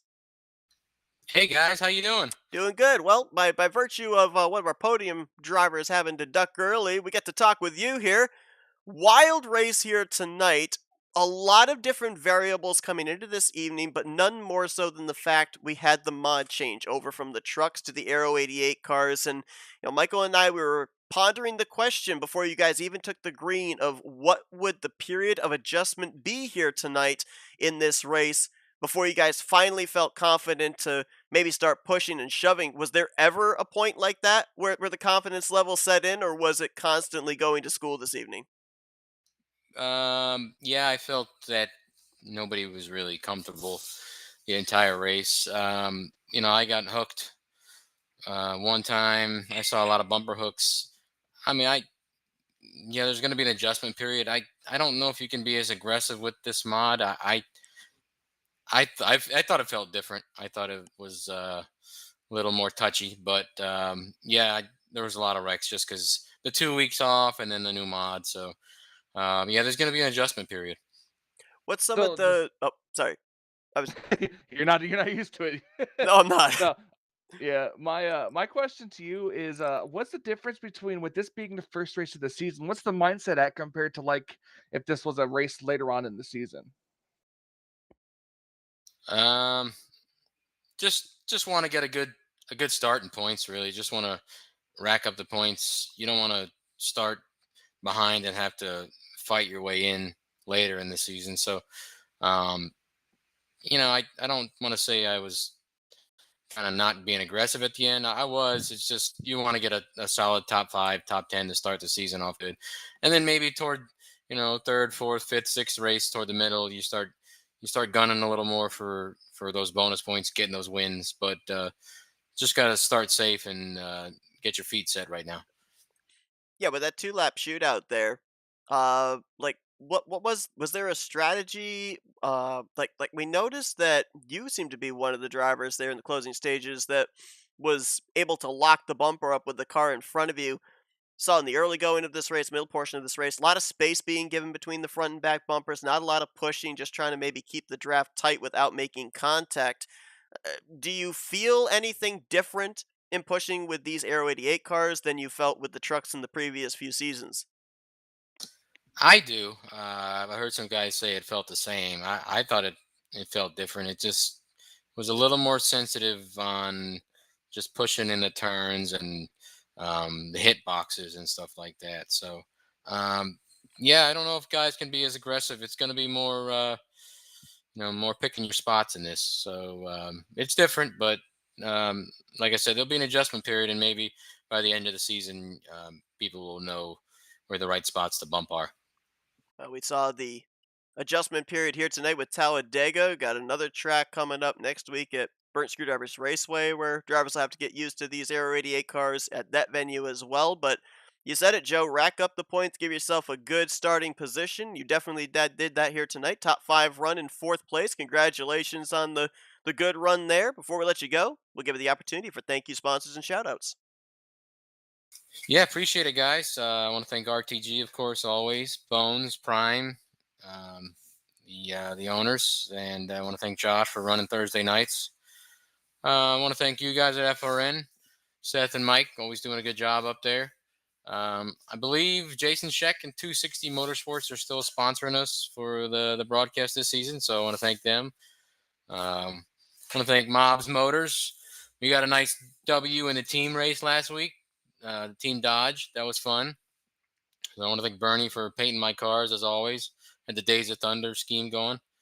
I want to thank my sponsors, Old City Fly Shop, oldcityflyshop.com, Able Reels, and I want to thank everybody watching at home. My dad, Uncle Travis, Paul from Stuart Haas, LC, Dan, and everybody at work. Thanks, guys. Well, Joe DeSpirito brings that Cole Trickle throwback home in the fourth position in the season opener. Here's season 61 of the Talladega Challenge Series. Congratulations on the great start to the year. Best of luck next week under the lights at BSR. Thanks, boys. Good night.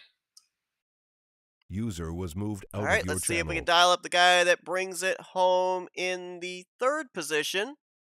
Starts out the year with a podium, and that User is was moved Doug to your Hewlick. channel. Doug, Michael, and Seth up here in the FRM booth. You got us? I do, Mike and Seth. How are you guys doing tonight? I'll tell you what, seemed like everybody here tonight had some kind of an adventure. This 23 definitely had an adventure as well. Had to mount a comeback after some early incidents, but you put it on the podium up there in the conversation for this victory. You had yourself positioned pretty well there. Unfortunately, the caution comes out one lap prior than the conclusion. If we hadn't had that caution come out, you think you might have had something in that final 2.5 so odd miles? I would like to think the Crayon car would be able to push a little bit up in there, maybe get Greg a little bit loose. But, you know, unfortunately, when going into that 3 and 4, I did push up a little bit, and I pushed the 17 up, and he was up there, and I guess he came back down trying to get back in the spot, but that's what caused that caution. So I kind of feel bad. I didn't really hold my lane great, but I think I could have. I think I had Bob Despirito. No, who do I have behind me? Bob Simonera. So he would have definitely stuck with me, and I think I could have pushed past Greg. Yeah. Yeah, it was a really incredible race out there and stuff, and everyone getting the feeling of these race cars. And in your opinion, do these feel the same as the Truck Series, or does it feel different?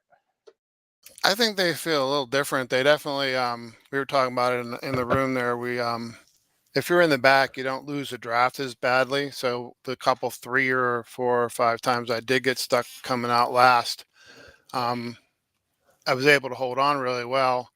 And I haven't quite figured out where the nose is yet on it. You know, those trucks you drive for years and years, and you're like, okay, I can bump this way.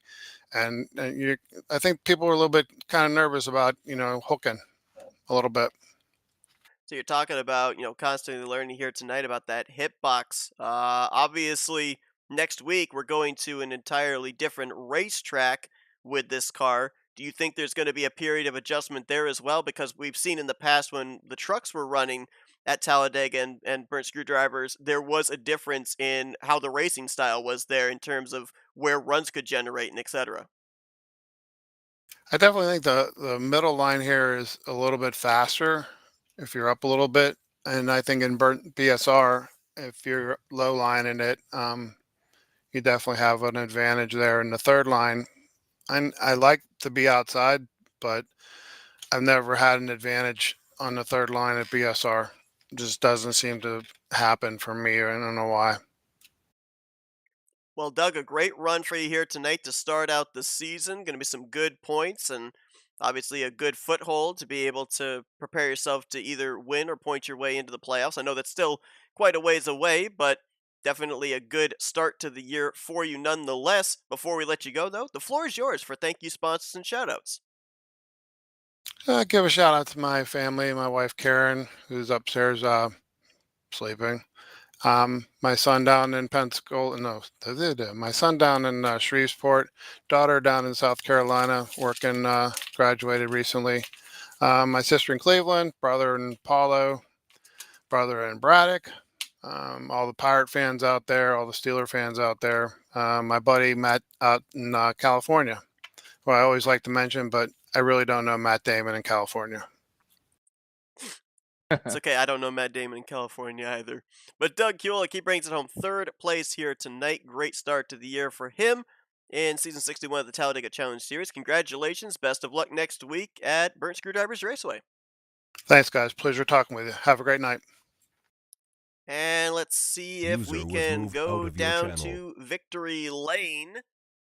The Bobby Allison throwback going to Victory Lane, capturing the first checkered flag of season 61. Let's see User if we was can moved dial up to the your driver, channel. Greg Palmer. Greg, Michael, and Seth up here in the FRM booth. You got us? I got you, Seth. Mike, good evening. Tell you what, slick looking paint scheme, fast here tonight, out in front for 29 of these 66 laps.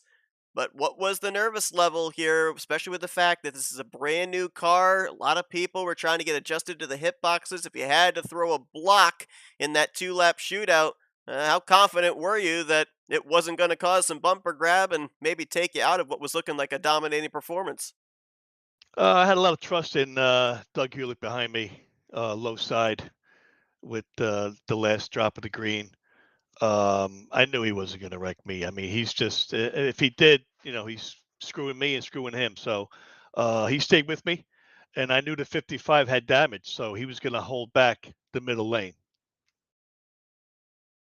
It was a heck of a good race out there. Those last couple of restarts, they were able to hold it off on the bottom there with the 2 laps to go. With the 2 lap to go restart like that, how worried were you to be able to try to keep the lead after that? Truthfully, yeah, I was looking for the win, but I just wanted to stay in the top three, top four. Like I said, I knew the 55 had damage. He was on the top side. He had to be pushed, and I knew I had a chance with 2 laps to go on down low on the inside. I knew I had Doug. Doug was going to push me until I guess he cleared me, and then he'll probably try to pass me, but it never got to that. So. Now, a lot of times when we end up talking to the driver that wins the season opener, I ask them about, what the confidence level is now, how much of a relief it is, because now all you have to do is stay in the top 20 in points and you're guaranteed a playoff position. But how much more of a relief is it this season specifically with the mod change over from the trucks to the Aero 88 cars, not really knowing, what's around the corner? We're still going to be for the very first time having the Aero 88s at Burnt Screwdrivers Raceway next week. It seems like a lot of drivers are still trying to get comfortable with these cars here when we come back to Talladega in a couple weeks' time. So, how much relief is it to have that win in the bag now? Oh, Seth, you don't know what this means to me. And you've seen me race before, past few seasons. I get caught up in somebody else's wreck. I'm in the back.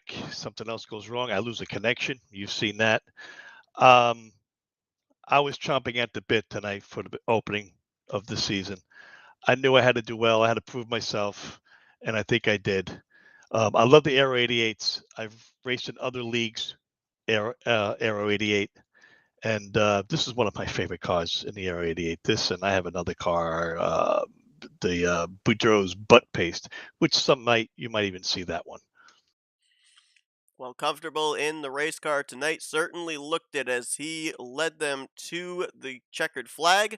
Greg Palmer, your winner here tonight in the season opener of season 61 of the Talladega Challenge Series. Congratulations to you. Going to be looking forward to seeing what this 22 does in the remaining races of the regular season. Maybe try and rack up a couple more wins, some more playoff points in preparation for the postseason. But Greg, we're going to hand the mic over to you for victory lane. Thank you, sponsors and shoutouts. Thank you, Seth. Thank you, Mike. Yeah, I want to thank the admins here. Throwing a great league. I love this league. Jeremy, Josh, Brian, Bones, Tim, and the other admins for the other leagues. You got Rodney and Wiley. Yeah, great league. Love racing here. The guys I run with, Rodney paints my cars. I run with him. Kenny, Kelly, John Godfrey. Can ask for a better teammate than these guys. I want to thank Donnie for racing me clean, closing laps, and Doug Hewlick for really, I had to say, pushing me to the win. Really appreciate it, man. And yeah, I had a fast Buick Bacardi tonight, man. I hope it stays fast the whole season. And thanks for you two guys up there in the booth. You guys call great races, and I can't wait to hear this later. Well, we appreciate it. Congratulations on the victory. Greg Palmer, your winner here tonight at Talladega Super Speedway. Best of luck here in the coming weeks in preparation for the bracket challenge, obviously coming up in a few weeks' time, and of course as well in trying to continue to better your position in the upcoming playoffs. Thank you, Seth. Thanks, guys. See you next week. Greg Palmer going to be heading into User was moved Burnt out of your Screwdrivers channel. Raceway as the defending winner on the season. And here tonight, Michael, you know, I think we kind of were able to see a little bit visibly of the drivers that were confident with this car and the drivers that are still having a period of adjustment, maybe not quite to the comfort level with these race cars. Greg Palmer, you heard him say he's got prior experience with this particular type of mod. He's run it in other series.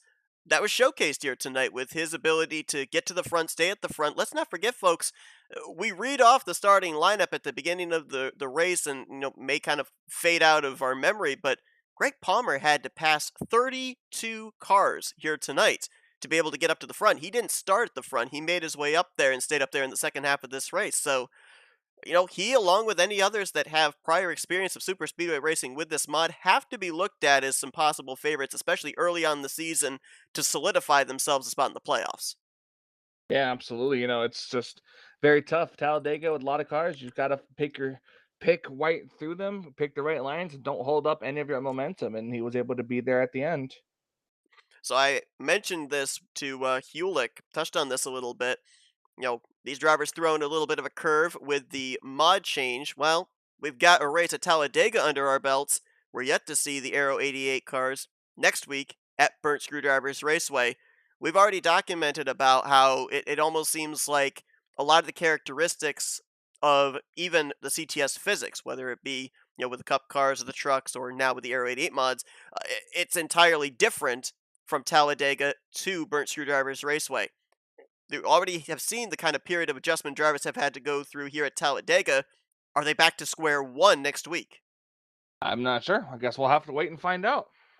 Another thing that we haven't yet seen these drivers do, and we'll see if it'll happen next week, is they've yet to make a green flag pit stop with these cars. So we'll see if that might be on the horizon for these guys next week as well, as we'll be bringing you coverage of that race from Burnt Screwdrivers Raceway next Thursday night, 9 p.m. Eastern Standard Time. Next race that you'll see us covering here on FRN will be Saturday night, as we'll be bringing back coverage of the Talladega Nights Shake and Bake series from Talladega Nights Super Speedway. That'll be Saturday evening, 9 p.m. Eastern Standard Time as well. Well, thank you all for tuning into our coverage here this evening. Apologies for the couple of technical problems we had. I'm going to look into that, see if that might be something that can be adjusted on my end.